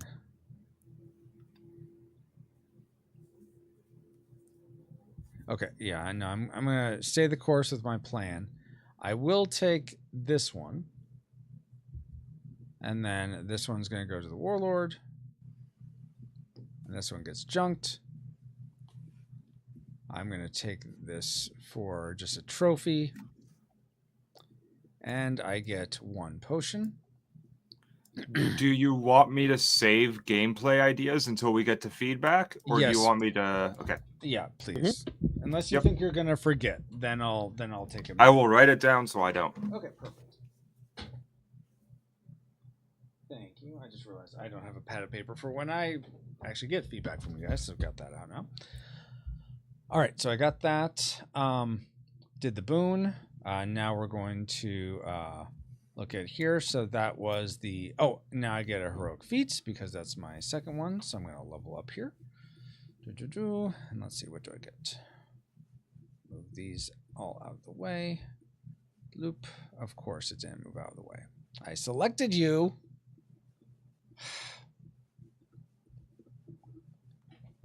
All right, put it right there. So I get another charge, and I get 2 metal. All right, so let's see, increase this to 7, and increase this to 5. And now I have access to those. Awesome. All right, and so now we will read this second one. Actually, I'll read my story bit. So hold on. All right. The freedom of more people fills all the Mageneers with elation, a feeling quickly choked by a vision of red and shadow, becoming the visage of one of their very own. So the Acolyte reveals the Warlord card. So whoever is the Warlord, go ahead and put your Warlord card by your Mageneer or by your player mat. Francisco? It's not me! Oh, it isn't you. Interesting. No, no it's not. Oh, it's Drake. Drake's the Warlord. Dun, dun, dun. Dun, dun, dun. An unexpected 1 of 3 chance has occurred. Right? See, I'm not always the Warlord, but unfortunately, here's the thing. Well, let me finish reading this. Let me do this this upkeep. So Acolyte reveals Warlord. Fortunately, he wanted to be the Warlord. Oh my goodness. So let's see. Since I defeated this, I'm going to roll 1d6 to see whether or not the layer is here. Essentially, I'm trying to roll. If I roll a 1, then the layer is here, and we'll start the final confrontation. If I roll anything else, we'll just continue on with play. It's going to be really sad if you roll a 1. Right? Here we go. 3. Okay, so we did not find the Warlord. So this is cleared. Mark cleared. Now for the Seneschal one, because I actually searched, I am going to get this potion. So this potion goes into my potion pile. Move faster. Potion pile. All right. And now we move the Warlord Power Multiplier up 1. Okay, so that's cleared. That's cleared. I'm there. Brian, you already did your camping so that we could get through that faster. And now Brian, will you please roll for where corruption comes out? And now it's 2 corruption that comes out at a time. And once all the corruption is either on our player boards or no corruption comes out because 2 minus 2 is 0. But once all these stacks are depleted, then that will trigger the final confrontation regardless of whether or not we found the cities. So, Drake, be thinking of what you want to do next. Now, I'll go over the Warlord thing, but let me answer some of Necro's questions as I read through it here. Let's see. Big question on the game. Can you make the Juggernaut revive themselves with a special ability? Like they get a second chance, like a cheat death, or revive halfway or full ability because the Juggernauts have unique abilities? So the Warlord does have a sacrifice acolyte ability where if the Warlord, if you're in a multiplayer game where the Warlord has an acolyte, it's not just, if you play solo, you're just fighting the Warlord. The Warlord doesn't have an acolyte, so once you kill it, you kill it. But in a multiplayer game, where there is a Warlord with an acolyte, the Warlord, when their metal reaches 0, they can then sacrifice their acolyte to have all their limbs that have not been destroyed go back up to their base metal amount. So that's like their second chance. There's also Fairy Age is one of the amplifies that I think brings one limb back to base metal amount, or maybe it's all the limbs, I forget. But so there are a couple ways to get your metal back. I was originally going to say that they do a Hadouken, but I think the other question is more important. Yes. Sounds like something from the theme park. Yes, I know people say Imagineer, but Mageneer is like mage and engineer. It's perfect fusion for what these characters are. Yeah. You knew it was the Bowsette all along. Okay. Well, then you're amazing at that, Neko. Okay. So he did say that. So Drake, here's the thing. If you don't want to be the Warlord, then it'd be very easy to not be, because essentially if you ever land on a spot where if you ever land on a map marker where another player is, or pass through where another player is, then the Warlord card will transfer to whoever has the most corruption. If you have more corruption, it'll stay with you. If someone else, like me, has more corruption, it would pass to me and I would become the Warlord. Or I think or even that happened to me last time when I was playing and I had to go out. And then I came back and I came back and I was the Warlord. Oh yeah, that's right. Yes. So so you could essentially pass it to me or Brian at this point. And then and again, Brian, let's say he did pass it to you, you could pass it to me because right now I have more corruption than you. So don't touch my piece, Drake. You're what? He's the most corrupt. Don't touch my piece. I don't want it. Yeah. All right. So Drake, where are you going to move to? Don't touch Pete's piece. I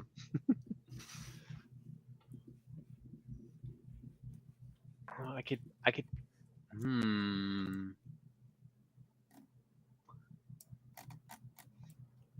I'm trying to see if I could move by you over there. Wow. Because we know that you wanted to be the Warlord. No, I don't want to be the Warlord. Wow. With your current amount of movement, you won't be able to. Yeah, I don't think I can. The Warlord is more heroic than I am. I'm really slacking here. Oh my gosh. Yeah. Because you don't have any, you haven't done any heroic feats, Brian. I fumbled my first heroic feat, so. Yeah. Oh, the quest. I could go up to here and that'd be it, right? 1, 2, 3. Yeah. Phallus Fairy, yes. Yeah. Which might be fun. Maybe. Tag, you're it. What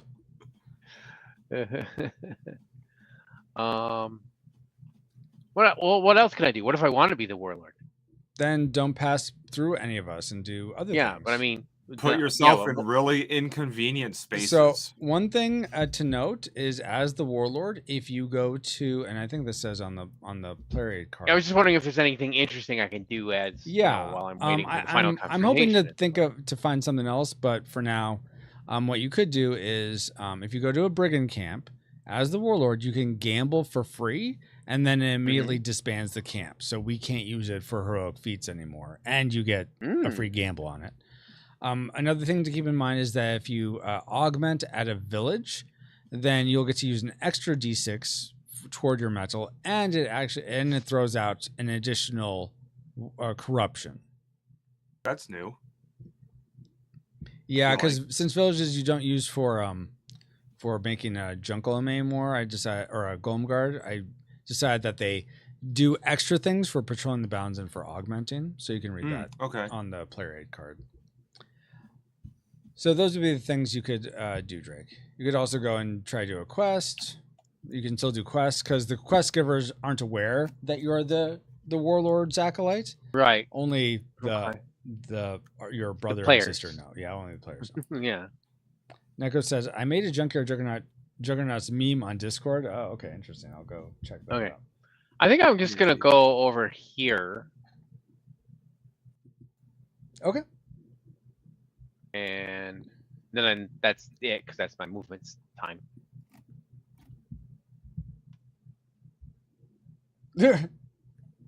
Right? Sorry, I'm looking at this meme that okay. Sorry. So I'm gonna put it on screen. You guys won't be able to see, but it's it has a warlord gif. When everyone is the warlord. When Francisco is the warlord, my beloved. Wow. Yes, Roy is the cat. I am not Roy. It is not very accurate. How dare you, Neko? Okay. So you can go there. Absolutely, Drake. I am going to get out of Dodge because I don't like that you're right next to me. I gotta move the thing down. Oh yeah, move your fuel down. Exactly. I mean, it does look like when you're the warlord. I mean, it does look like that. I was gonna say there should be like the warlord actually really. There should be a merch shop for Retro Rewind and just have move my thing down, or no? Just have a shirt that's like the upsetting Francisco shirt, and it just says Francisco is the warlord and Monty Python and the Holy Grail is a movie. How dare you, Brian? Wow. You need Babo's bite me meter too. Oh my gosh. I think the whole bite me thing predates Brian. I don't think he's familiar with that meme, but yes, exactly. Familiarize it with me later. Yes. I wanna know what this is. Okay, I am going to move up here. 1, and because I have a fire limb, this counts as 1. 2, and then 3. I'm gonna go Ashley's haberdashery. And where are you gonna move, Brian? I'm gonna move up north to here. Okay. We're gonna try out this whole being a hero thing again. You can go to that brigand camp and do disbanded for a heroic feat. What? I think I want to do this because I get the heroic feat, but I also get a quest reward if I actually do it. So and that's totally fair. Okay, sounds good. Ashley says I'm missing the Royce. Yeah. So what I had to do, Ashley, was I'm hearing it, but for you guys to hear it, you would hear Brian and Drake echoed. You would hear them twice, and so for the amount of times my name ain't Roy comes out, it doesn't make sense. So for that, yes, it is sadness. I've earned bite me's. Those are special gifts. Oh my gosh, why are these special gifts? Okay, let's see. So we all moved. Drake, what are you going to do at Fowles Ferry? Oh, what am I gonna do? No, so if you want things for the shirt, Neko, you should say Earthbound is great and Disney is fantastic, something like that, as opposed to Earthbound was too long and Disney is evil. I mean, those would be what I would say, not what would incur my ire, which I think is what Brian was getting at.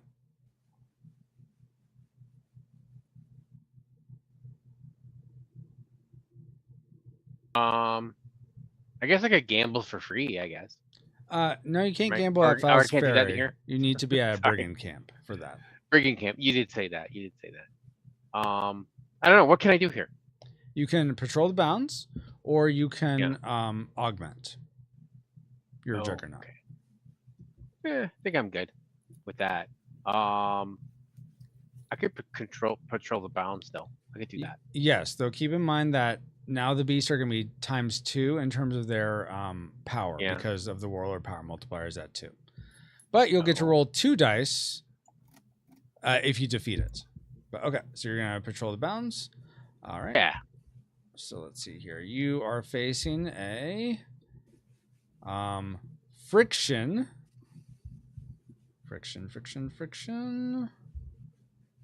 A friction lion. That's weird, but okay. And it has a Yeah. Attack of 2 and a speed of 4. And it doesn't, you don't match its legs, so it's going to attack you first for 2. So what happens if the warlord gets revealed, but they get killed by a random mob? Out of curiosity. If you lose your Yeah. Juggernaut before the final confrontation, you essentially have to move back down to the Galmany Junkyard, and you take the top 4 cards and make a new Juggernaut with those. Gotcha. Yeah. That has yet to happen, but I guess it's possible. All right. So yeah, it's attacking you for 2, Drake. It's attacking me for 2. I'm still faster, right? Yes. All right. I'll do that disable thing again. The speed block? Okay. Yeah. All right. Oh, I'm sorry. We don't know if it's going to attack you. I'm so sorry. We have to roll for what it does. So go ahead and roll a die, and we'll see if it does attack you. So you may Well, not have I'll to do that if.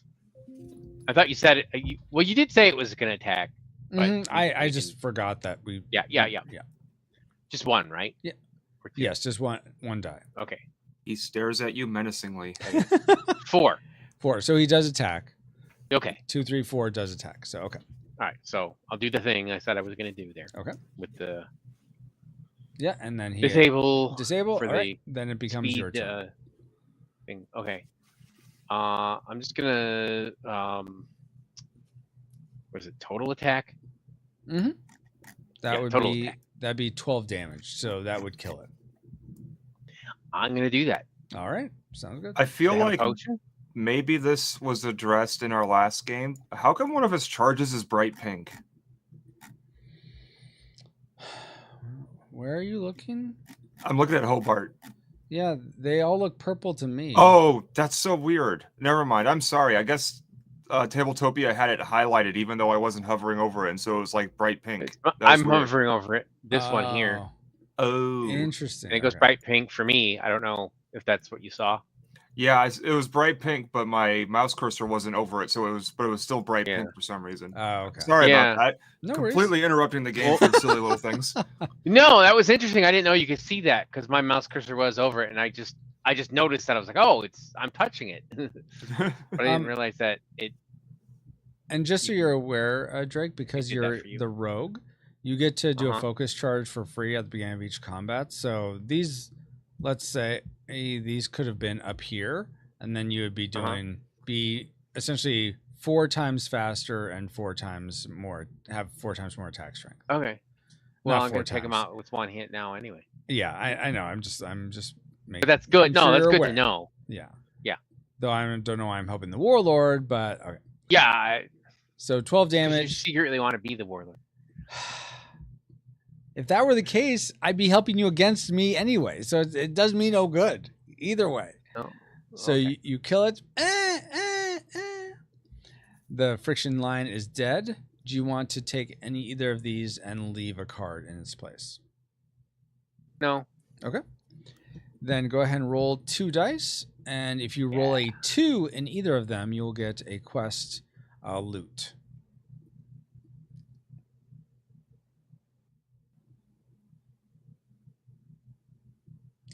Snake eyes. So Snake eyes. Wow.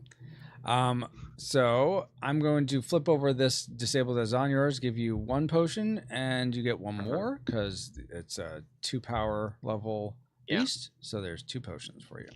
Yay. All right. Now I am going to, at Ashley's. Oh goodness. Well, that doesn't make a lot of sense. What was I thinking here? I guess I'll just cleanse. Okay, I'm gonna cleanse. Everything costs 2 anyway, so I am going to pay. Let's see. I have 1, 2, 3, 4. I'm going to pay. Why is that on there? That's silly. I forgot to put that. Take that disable off. So I'm gonna. Do I have 8 life to pay? Yeah, I'm gonna pay 8 metal to convert these. So 1, 2, 3, 4, 5, 6, 7, 8. Ouch. Francisco, I need a guy who can help me fight the warlord. I'll get back. Don't worry. Don't you worry. I'll be fine. Famous last words. All right. So that is my turn. Drake. It's just Brian. Let's go ahead and grab one of these quest cards. Okay. And see what we're going to fail at this time. All right. Wow. Father's Fight. Ooh, is this a new one? No. Okay. You investigate rumbling from a nearby village. You surmise from the villagers' clamor that a cultist took Buddy to be sacrificed at Elder Kenark, and Zav went to Zave, sorry. Went to rescue him a week ago. They offered 2 potions to rescue them and purify the Ark. Unsure of their tale, or even if this Buddy is boy or beast, let alone Zave, you cautiously either A, travel to the Ark and rescue the captives, defeat the occultist, reducing your metal by the sum of 1d6 times the remaining golems. Times the warlord power multiplier. That's what that little symbol is. Right, my bad. Take this card and draw 1 card. Or leave, the Ark is profaned, add 3 corruption to adjoining roads that are permanent. Interesting. Yeah, I mean, we'll go for it. Okay. Go for it.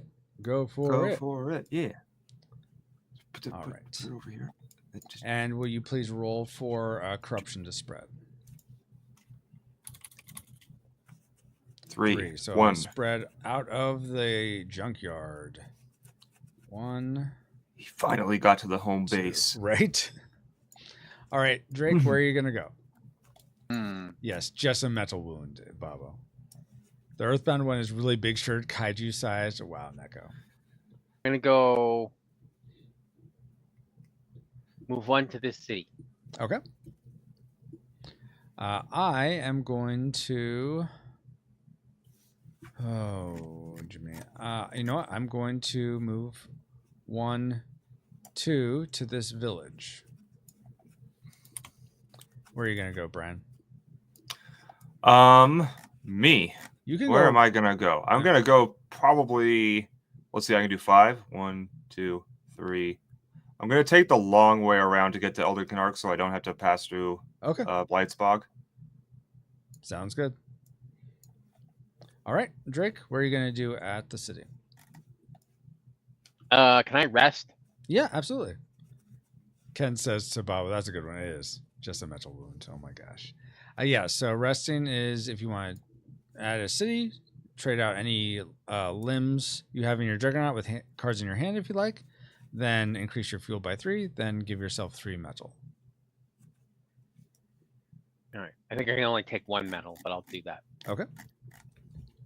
Lucky you being loaded out. Over here, I'm struggling. Yeah. All right. Were you all done? Yeah. Okay. I'm done.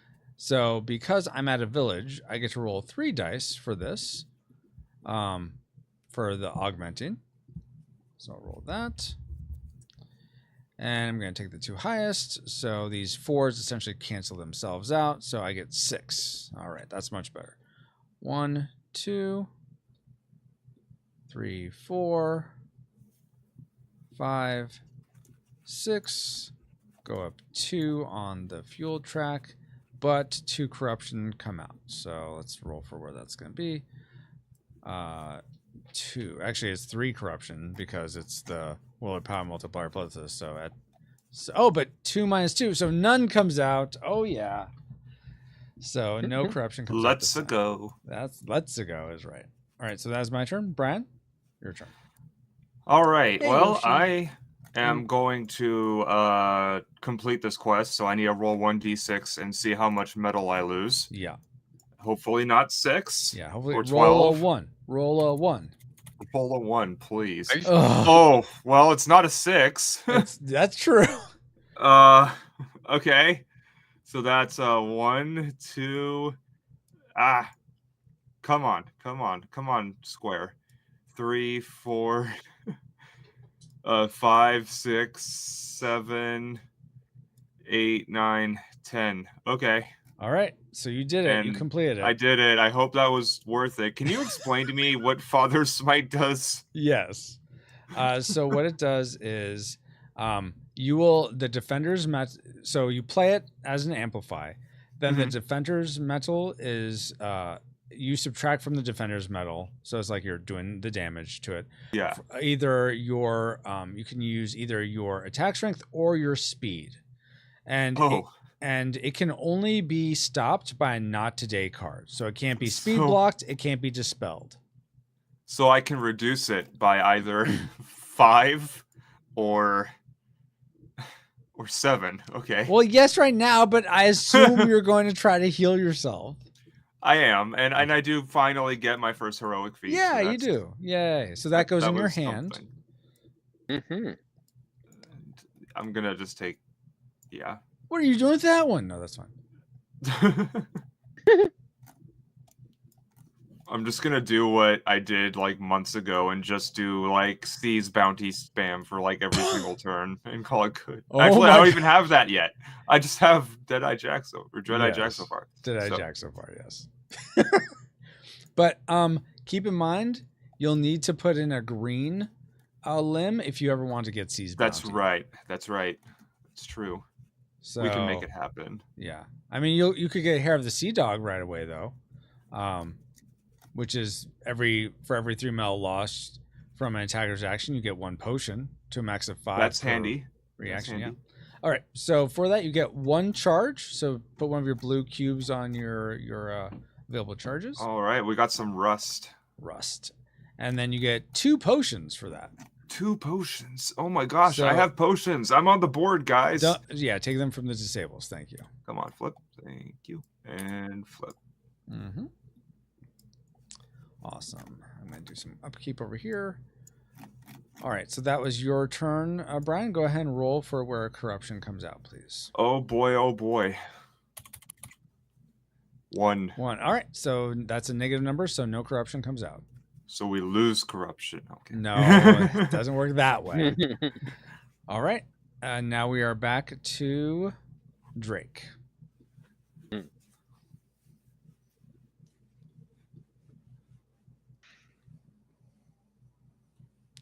Where will he move? The warlord, Acolyte.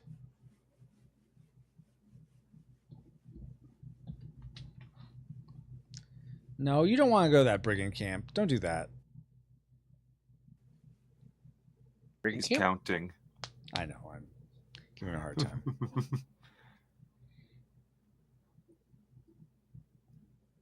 How are you doing tonight, Yoshi? I could go back to Eldrick and Ark. You could not. Why would you do that? You could just not.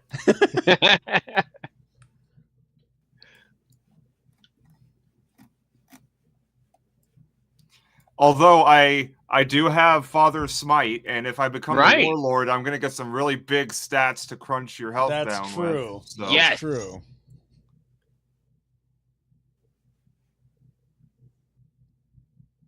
Or you could meet up with Francisco. Or that. Or you could just stay on that side of the map and don't come over. Just stay over there. Stay over there. You can't or you cannot. There is no try. That is close to a Star Wars quote, Neko. It's do or do not. There is no try. Somewhat Yoda says. I think I'm gonna go to Eldrick and Ark. Okay. 1, 2, 3, 4, right? Yep. All there. right. I mean, Eldrick and Ark.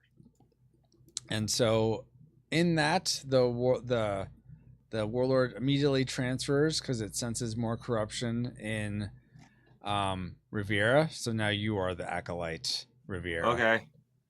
Whatever. Fine. Now you're gonna go find Francisco. What is it? Okay. Now it's where are you gonna? Oh no, I'm moving. Let's see. What did I want to do? Oh yeah, I wanted to move to a city. So I'm gonna go. I gotta move my thing down. 1, 2, 3. Darn it, so close. All right, your turn, Brian. Let's see. I told you he wanted to be the warlord. Oh my gosh, I'm just trying to get to a city to rest. That's all I'm trying to do. let's see. Can I? Options. You're within range of him, you know. Oh, I am. But you gave me such a perfect opportunity to finally win as the warlord. I don't know if I want to pass that up. That's fair. Well, if you want to. Oh, let's see here.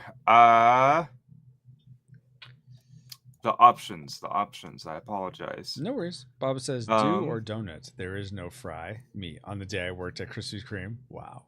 That's actually pretty good, Baba. Danko says, so I guess judging by Brian's reaction, the acolyte gets paid minimum wage. Yeah, exactly. The acolyte's a minimum wage job. But the benefits of potential power. The benefits. Mm-hmm. The health insurance. Yeah. And unless the warlord knifes you in the back. But yeah. I think... Great dental.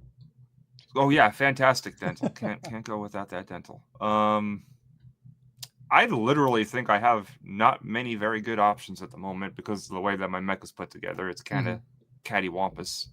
I mean, you could go to a city and rest if you're trying to get some metal back. Or I'm at Elderkin Arc, so I'm debating: do I want to junk an arm for more metal or a charge or something, and then go put a new arm somewhere else? Yeah.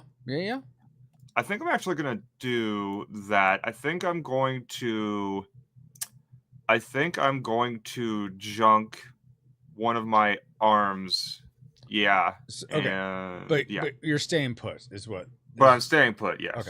So Drake, what are you gonna do at Elderkin Arc? Make me sad. Make you sad. Yeah. Okay. I will get my my musical instrument and play a very sad song. Oh my word! The world's smallest violin. Oh, could be. And because that was the request, I get out my KK slider. I don't know. I don't think I really need to do anything. I don't have I don't have anything to augment or anything like that. You literally just wanted to pass the warlord off. Nothing else.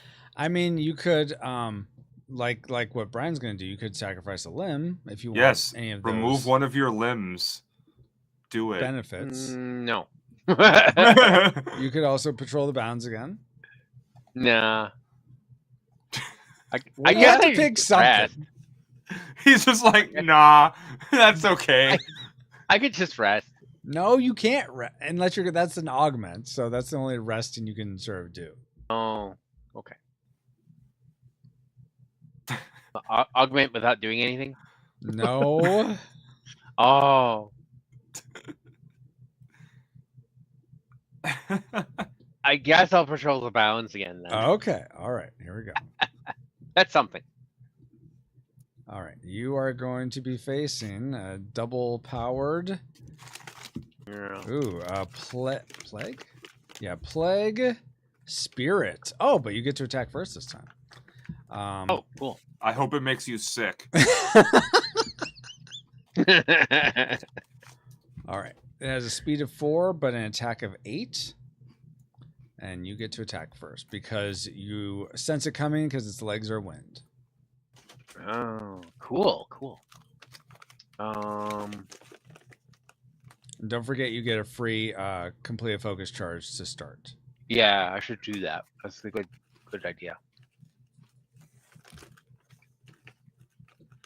Just like free mean what? I don't have to wait a turn or? Yeah, exactly. You can just apply it to your Juggernaut or your arms.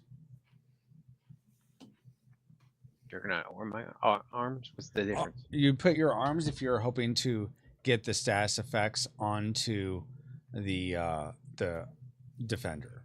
And your shock status effect would essentially be let me reread it. -2 to attack strength and speed per charge. So you reduce his attack speed by, if you got both of those on him, he'd be down. He'd essentially have no speed, and you could get his. You could bring his attack strength down to 4 from 8.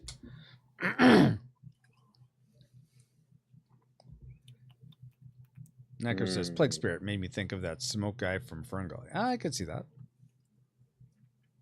Ferngully. Good times. Oh yeah. If I put it in my thing, I just get a bigger attack. Yeah, you could just. I mean, I would just do the focus charge so you can do more damage. Because I don't know if you kill him right now. Yeah.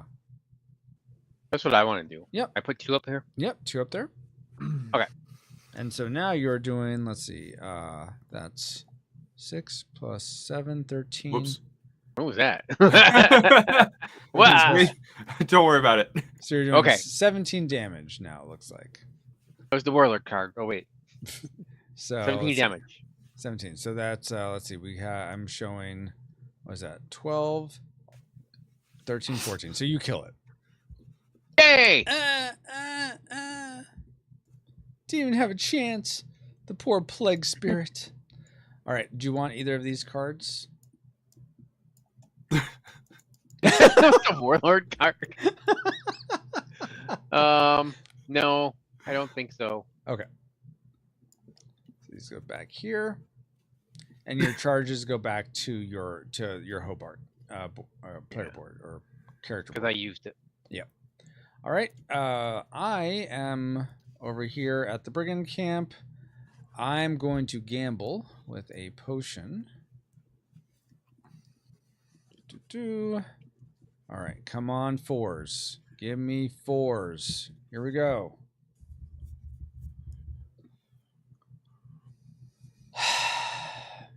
All right, fine. I'll take the 2 potions from the 2. Yes, my name isn't Roy. Thanks for telling me. And then I will take a card for the 6. Leroy.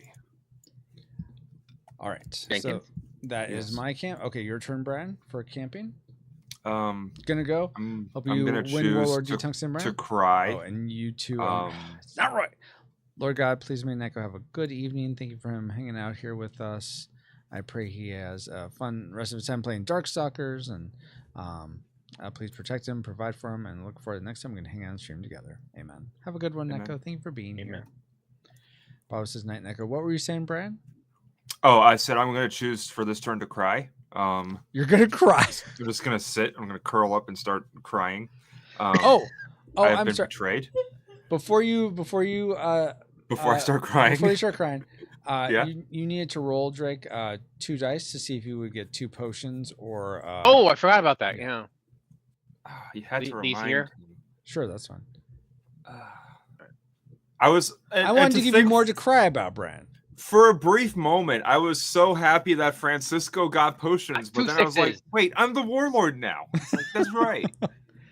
2 6s. Okay, well, what I'm going to do is I'm going to give you this 3 because you get 2 potions and take one of your potions. Okay. So there, That makes sense. All right. So Brian, back to you. You said you were crying. I don't think that's. Is there a cough ability so I can like give the corruption back and the Warlord again? Are you listening to Morrissey? Is that why you're crying? Not an affection. It's just you have more corruption because you took corruption before. So I suppose sounds like an infection to me. Oh my goodness. Let's see. I'm not really not really sure what actually to do. Well, if you're like I see what I can do. I'm trying to debate on what would actually be effective because of the way that my mech is built out. Like gaining metal won't help a ton because of where the caps are for my parts. Gotcha. Okay. Yeah. And if I were to swap a part out, like it wouldn't necessarily make it any better, to be honest. Okay. Gotcha. So then, then I think, well, I mean, here's what I would suggest, just to get your metal up a bit, since those will transfer over to where, if you end up being the Warlord, those will transfer over. I would just augment, and then you get corruption out, which could help you if it doesn't get taken, and it'll increase your metal. So let's do that then. That sounds like the way to go. So I'll go ahead and take these 2. I'll roll them. Nope. Shift. Okay, 1 metal. Nice. Hey, 1 is better than 0, which can happen. Yeah. Exactly. Yeah. And move your fuel up, I think, to 8 now. Yep. And then, roll for where corruption comes out. Nowhere. Oh, no Okay. corruption. So Great. really not that helpful to you as the Great warlord, turn. but all right. And then I did mine. All right. So now we're gonna roll for where will you roll, Brian, for where corruption spawns for the end of the round? Nowhere. Nowhere. Okay. Wow. All right, Drake, your turn. I want extra corruption in my cereal today. Oh my gosh. We have about 20 All minutes or closer to 15 minutes left, guys. I don't know where to go now. Up. Up. Okay. I'll go up here. I mean, you could go and attack one of the port powers or whatnot. If you can make it there or start making your way there. I should say. Yeah. Okay. I could do that. Because that helps us when he has one less, right? Yes. Well, yeah, there'd be one less because those will count as corruption or count toward the corruption power that he'll get at the end. Yes. Yes, my brother. Go. Accumulate damage. Yes. Right? But the farthest you could go right now is the village. All right, I'll go to the village. Okay. I'll move my thing down one. Finally go to this city. Went to the city. Oops. No, I forgot where I was at. I think you're at 3. So yeah, is that the right one? Yep. And Brian, where are you going to go? I'm fine, by the way, if you want it. I don't think we're going to have time to get to the final confrontation anyway, so if you want to give me the warlord, that's fine, but it's up to you. I'm going to embrace my inner darkness and go scoop up some of this corruption and go back to the junkyard, I guess. Okay. Slurp, slurp. Slurp. Yeah, because any corruption you take as the warlord that's in your corruption pile, that will also count for your extra points and whatnot in the final confrontation. So yes. All right. Drake, what are you going to do at the village? I forget what you can do at villages now. Yeah, I don't know why I'm turning purple on camera. You're purple, right. Because he's getting infected by the corruption. Oh my gosh, I am not. Just yeah. Sure, fine. We'll go with that. All the corruption's making me purple. The purple warlord. At a village, so these are on the card, Drake. So yeah. Is it confused? Technically, so which part of that small on my screen? Oh, well, you can press spacebar over it to make it big. Yeah, I do, but I have to go over and it's like an extra thing. You know what I mean? Gotcha. I'm looking at it. Okay, you could put it in your hand if that helps, so it doesn't move anywhere. Then it could just always be in your hand to press spacebar on easily. Yeah. Village. Junkyard Juggernaut. Patrolling the bounds. Rolling extra 1d6. Oh. No loot. Gain 1 extra potion. Okay. So I could do more patrolling. Okay. Sounds good. Because why not? So let me flip this over. All right. Uh-oh. And there it goes. Shuffle. Okay. So you are going to be facing a double powered. Oh, snap. Something or other. Let's see. It's going to be a rain flint. Flints aren't very effective in the rain, so that's about right. Must be Swedish fire steel. Sure, we'll go with that. All right, attack strength of 4 and a speed of 2, and it attacks first. Go ahead and roll for what it does to you. All right. Roll. I rolled 1. Okay, yeah, just roll. I'll roll a 7 with 1. Yeah, exactly. How does that work? Don't worry about it. All right. R. 6. One more, you would have had a 7. I got as close as I could for you. So it does a special, which you know, I have to remind myself you can add the 1 on the bottom. Specials for B-Star, so give me a second. Yeah, 6 is a special, isn't it? So it has a fire. Okay, but it doesn't have any blood charges. Okay, so actually for a 6, since it doesn't have any blood charges, it's going to put a blood charge on. So it's essentially going to focus charge. So now it's your turn. Oh, snap. Attack. Attack. Okay, total attack.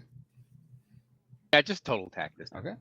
So that's, what was that, 6 with 13. So that's 6. Yeah, so you destroy it. Woo!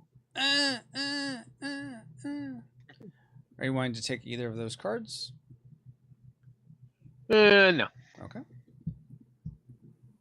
And go ahead and roll 2 dice to see if you get loot or potions, please.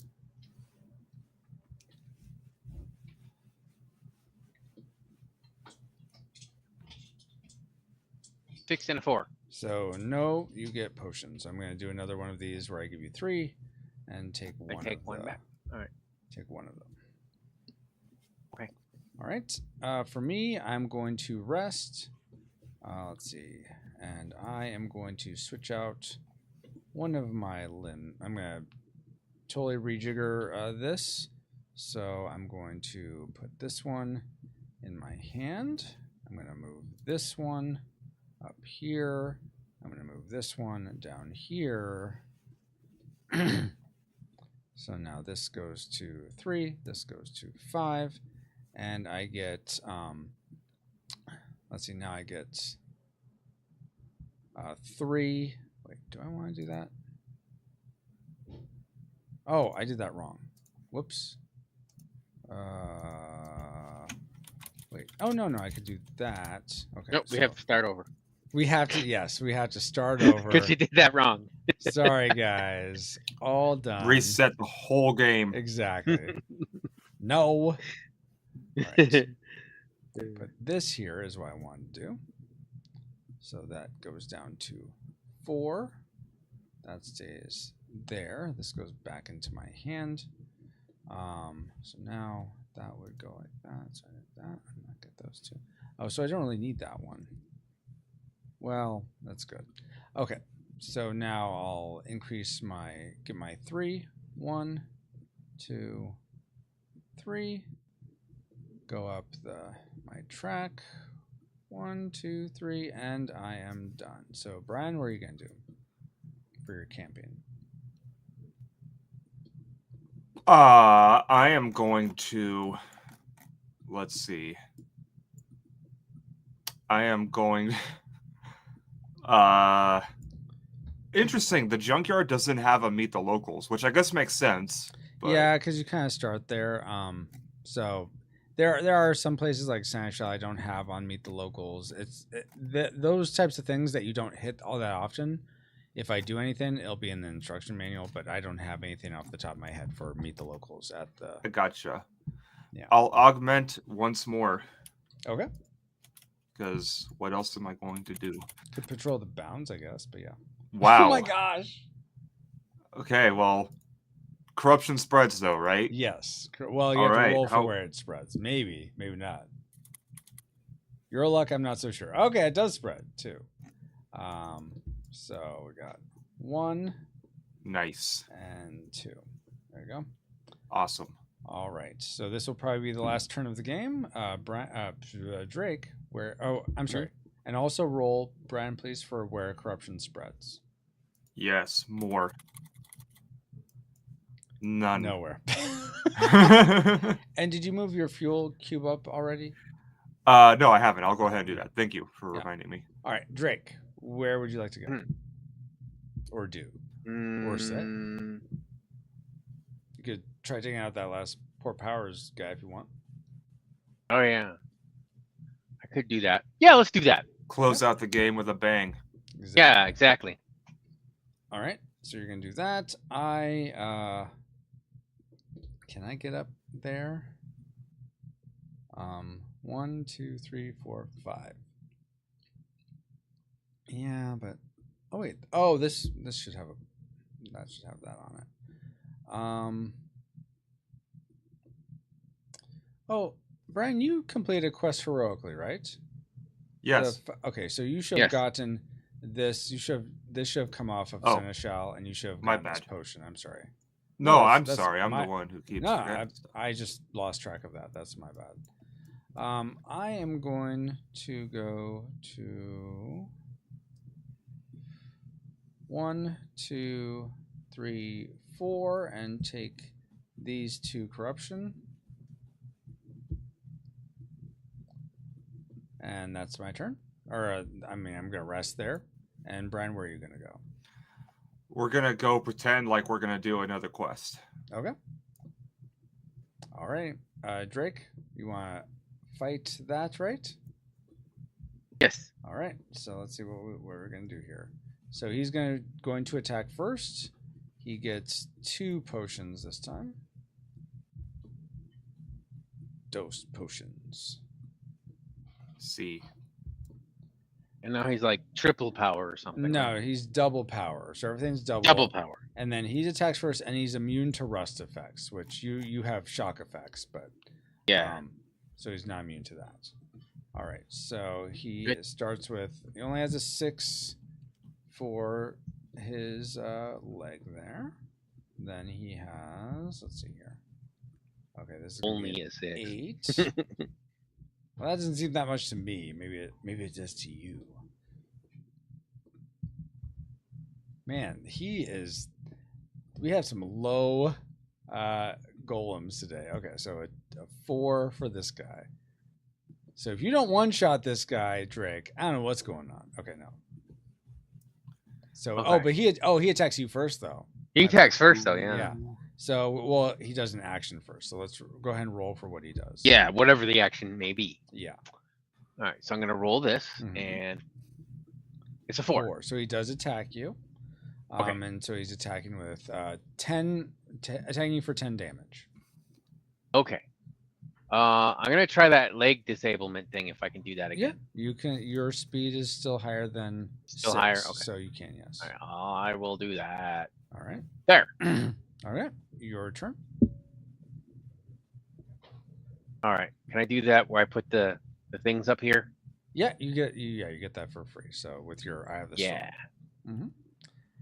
Something happened? In what way? Well, yeah, I don't know. I think the lighting in here changed or something. Ken, I'm not really sure why I'm purple. Yeah, I don't know. He's like the Joker. Yeah, so I'll just do a total attack. Total attack, okay.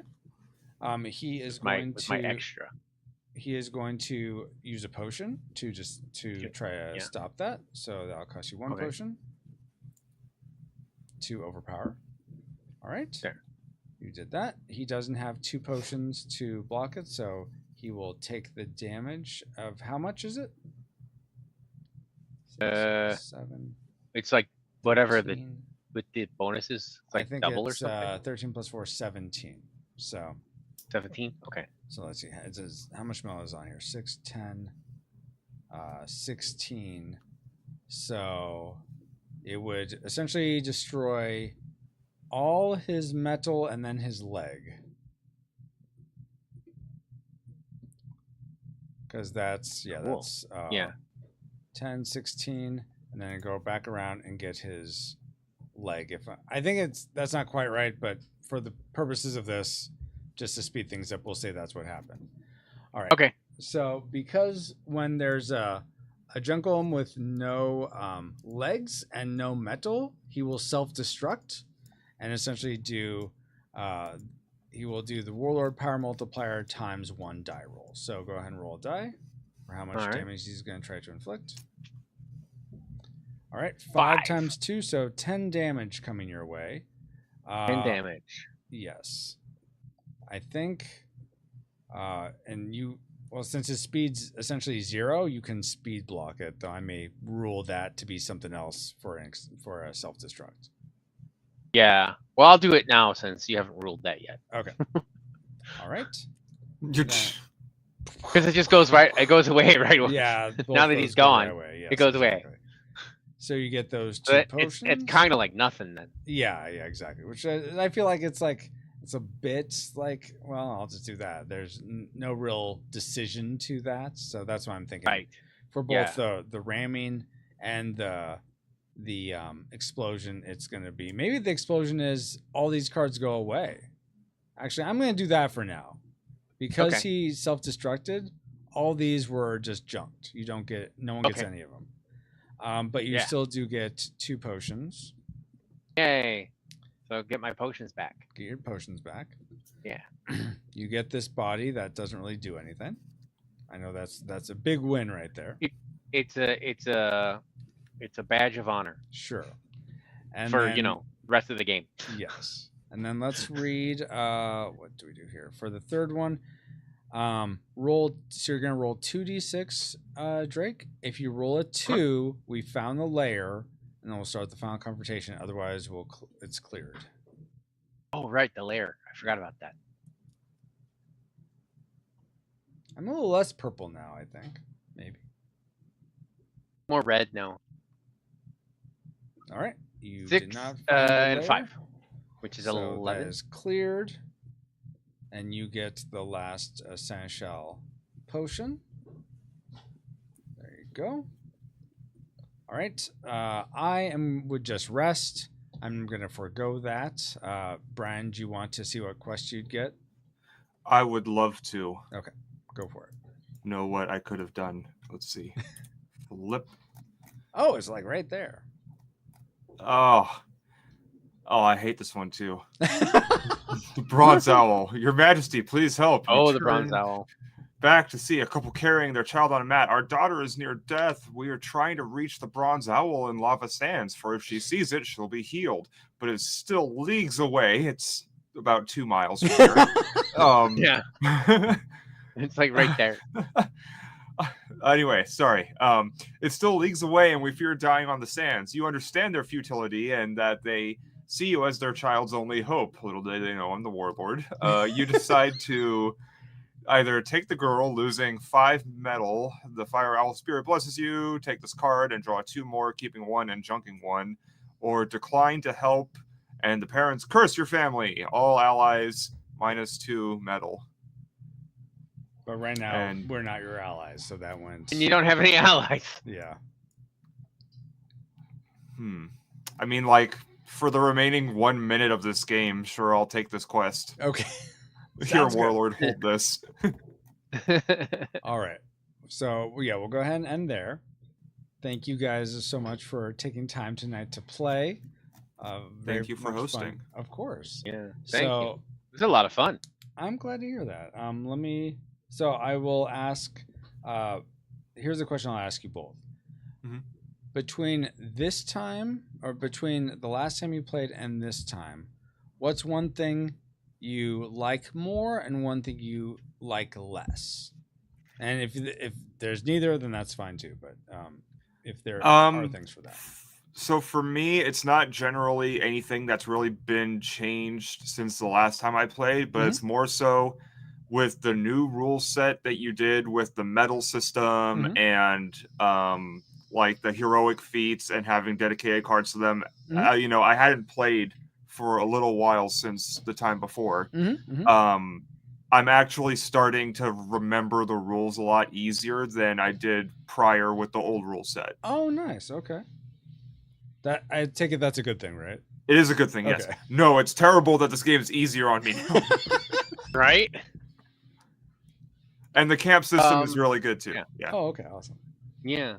Oh, there was something you had wrote down before, or was that it, Brian? That is about a game change or something? Yeah. So what I wrote down before was what a possibility that we could, or that you could implement for the junk golems, since we're no longer going to be having golem guards. Yeah. Is my thought is if you could hold on to them and they could be kind of like an anytime used treasure chest that you can basically break down and roll to either receive potions or cards. Oh, that's interesting.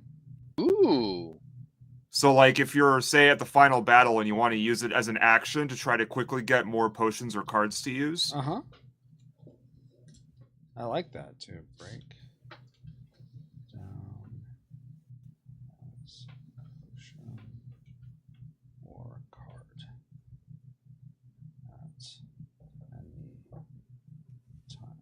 Yeah, I really like that idea.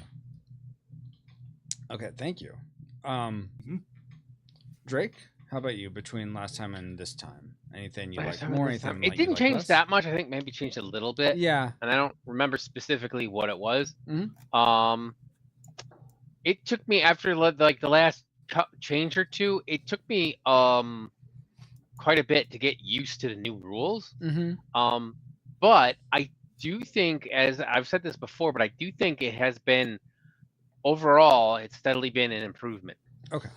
Awesome. I did get the feeling that like it felt better for whatever reason this time. Maybe it was just me getting used to the rules. Yeah. But I think you had your corruption and the potion bag and stuff. I don't remember that last time. Yeah, that is a little. That just setup is a little different. Yes, for sure. I like it. Awesome. So that's an improvement. So awesome. That's a specific. Very cool. Thank you. So I'm curious for you, Brian. It sounded like you didn't like that you got the corruption, but did you feel like I was mostly just teasing? Okay. Yeah, no, I was joking around. No, I think the system is good.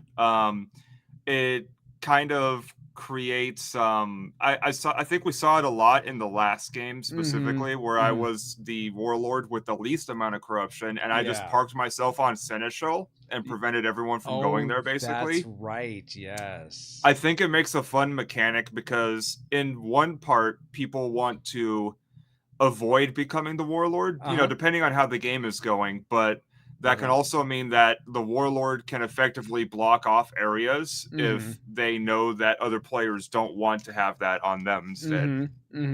Absolutely. So I think it's good. Okay, cool. Yeah, I like it. Let's see. I'm trying to think of other feedback that might help me, or directed questions, I should say. Like that. Yeah, I don't know. Trying to think. Did the charges? We didn't. I don't feel like those got used in this game too much. Anything about those that seems unclear? Or actually, let me table that question. Let me go back. This is for both of you. Let's say you had to teach this game to someone, what do you think would be the most confusing thing to try to teach them about it? That's a good question. And it's essentially a way just of reflecting of what's most confusing to you about it still, but right.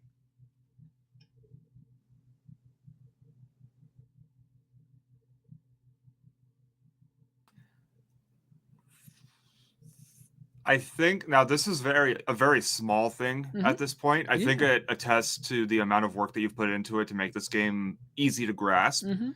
But knowing the effects of certain dice rolls, like knowing how much corruption goes on the board depending on game state and dice roll, things like that, just small things. Yeah. Yeah, I've debated if I add a little bit more to that sort of freeing the land area or the tracker that sort of that indicates that, because that's more like you're either having to know that just because you played enough, or you have the rules for okay, how much comes out now. Yeah, there isn't anything on the board that makes that. Oh, okay, that's where I look to know that. No, that's a good point, Brian.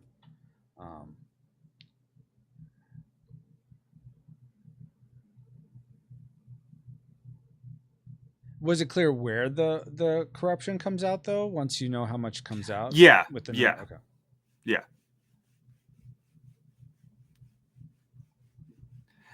My only thought, kind of like I said, is for a first-time player, that might not make sense right away. But once it's explained and you look at the board, it's okay, I understand how that works. Yeah. I know I'm turning magenta, guys. I don't know what the deal is with my camera. I think it's the lion situation. If I put this light back, here, hold on. Let me try something for you. It's just doing white balancing. Yeah, exactly. So if I do that, we have more issues with the green screen, but I think eventually it's going to mellow out. Yeah, see, now I'm more natural colored. So it looks Yeah, fine. It looks fine. But now we have all this artifacting right here. So anyway, it's because we changed how many nationally served offices are. So there's these other issues. Anyway, regardless, let's get back to this.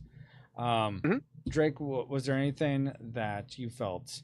What would be the thing that you're like is I don't know how I teach this. It doesn't. There was something that I forgot what it was. And it was one of the things, and you added up something for me, and I don't remember what it was.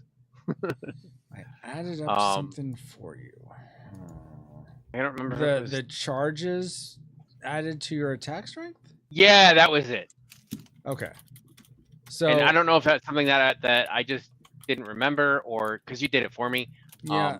So essentially, the way it's, I mean, if you look at your player mat, where where your name is, the gem name is, and the charges are, how I'm trying to convey that you're getting those bonuses is the little, like, there's a plus symbol with two arrows that point to the arms and the legs.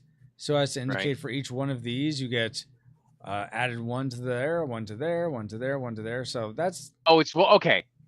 That's how I'm trying to convey it. I just didn't remember what it was, and then you asked me, and I was like, I don't remember. You added it for me.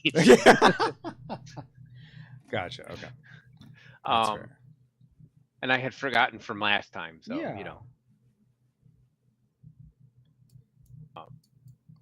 So that probably wouldn't be too hard to teach. It was just hard to remember. Got it. Yeah. I guess. But no, of course. That was the part where I had confusion when I played, so that's why I'm saying. Yeah, absolutely.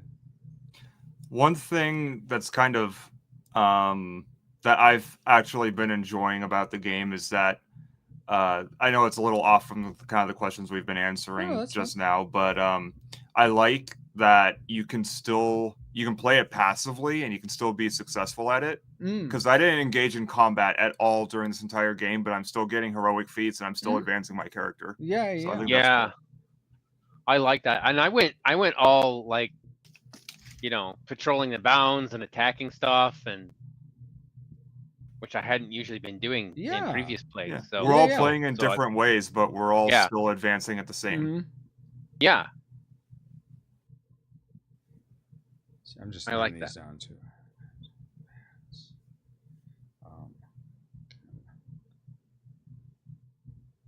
Play in different ways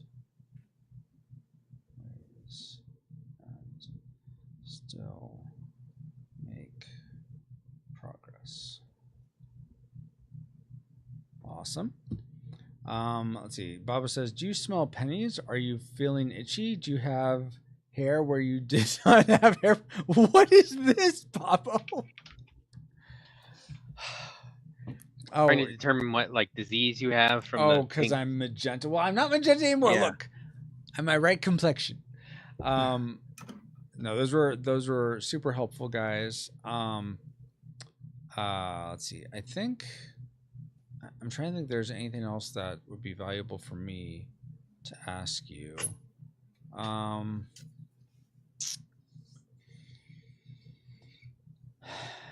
I mean, nothing else really comes to mind. I think the last few play sessions we haven't been able to get to the final confrontation. So part of me wonders if that goes poorly, if it would color people's opinion. But I can't tell because I want to respect your guys' time and really appreciate you taking all this time. Sorry, I got distracted. Who won? No one won. Ken, I guess. Let's see. So I did, because I was told I was the best at the very beginning that's of the true. That's right. I did tell you that. Brian ended up being the warlord. He has potions. He was the best warlord. Yes, the best warlord. I was the nicest warlord. I have plenty of potions, but my metal's really low. Drake has a good amount of metal and a good amount of potions. So I did rack up the potions at the end. He would be formidable. So I'm not. I think. How many? Brian has 4 cards. Drake only has 3. I have 5. I think depending on what cards people have. It could have been a fairly even match, but it's hard to know for sure.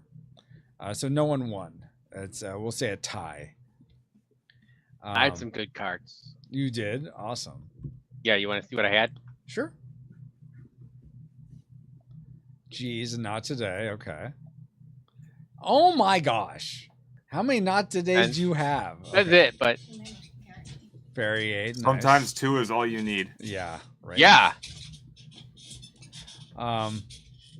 Sounds familiar. Yeah. Like I was just saying, Ken, I feel like last few times we haven't been able to get to the final match. Though my brother suggested this veterans match or a veterans play where people that have played recently and really feel like they got grasp on the rules will play, and where I'm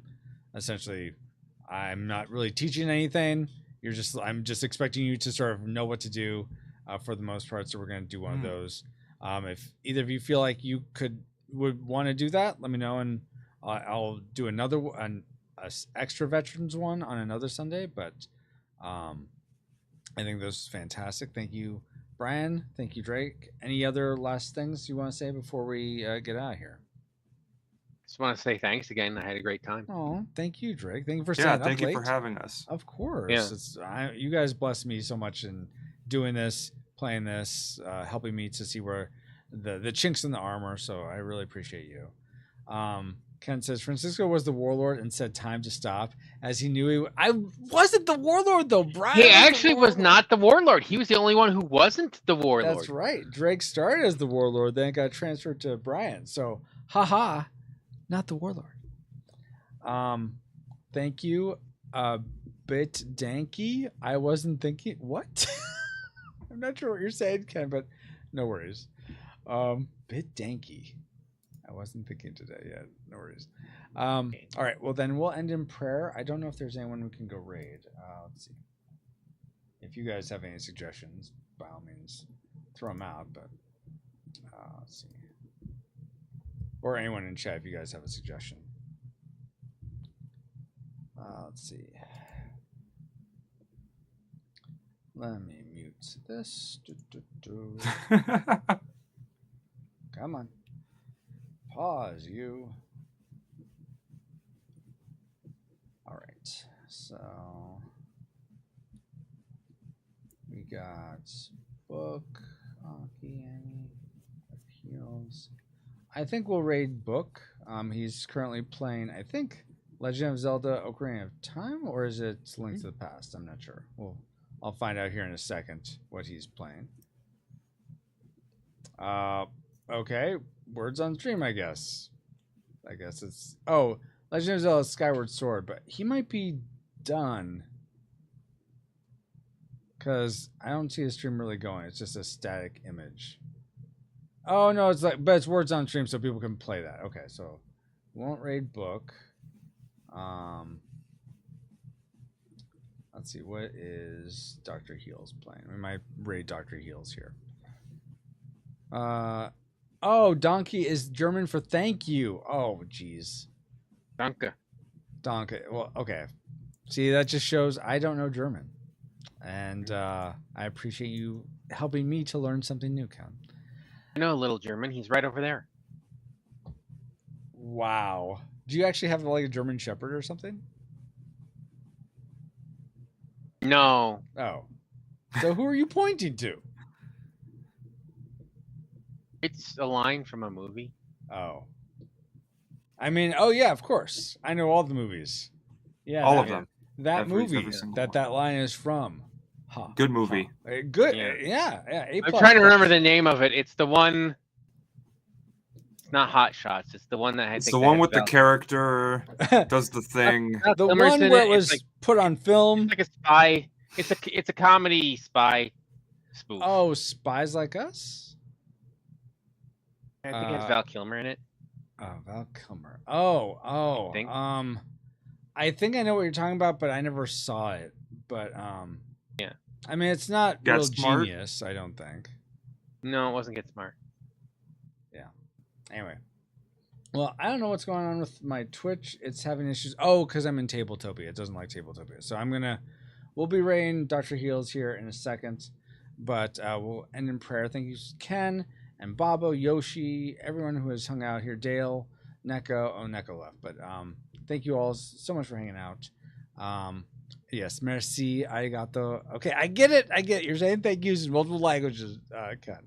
But we'll end in prayer and be out of here. Lord God, thank you so much for today. Thank you so much for Drake and Brian giving of their time to help playtest Junkyard Juggernauts. May it help bring out more of the fun in this game, and may ultimately this game glorify you, bring people together for fun and fellowship, and just allow for connection that otherwise wouldn't have been.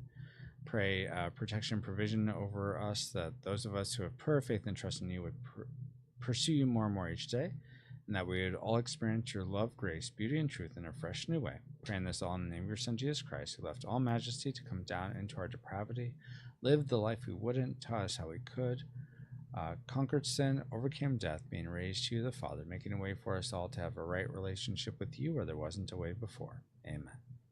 Amen. I think it was top secret. That sounds right. I'll say that sounds right.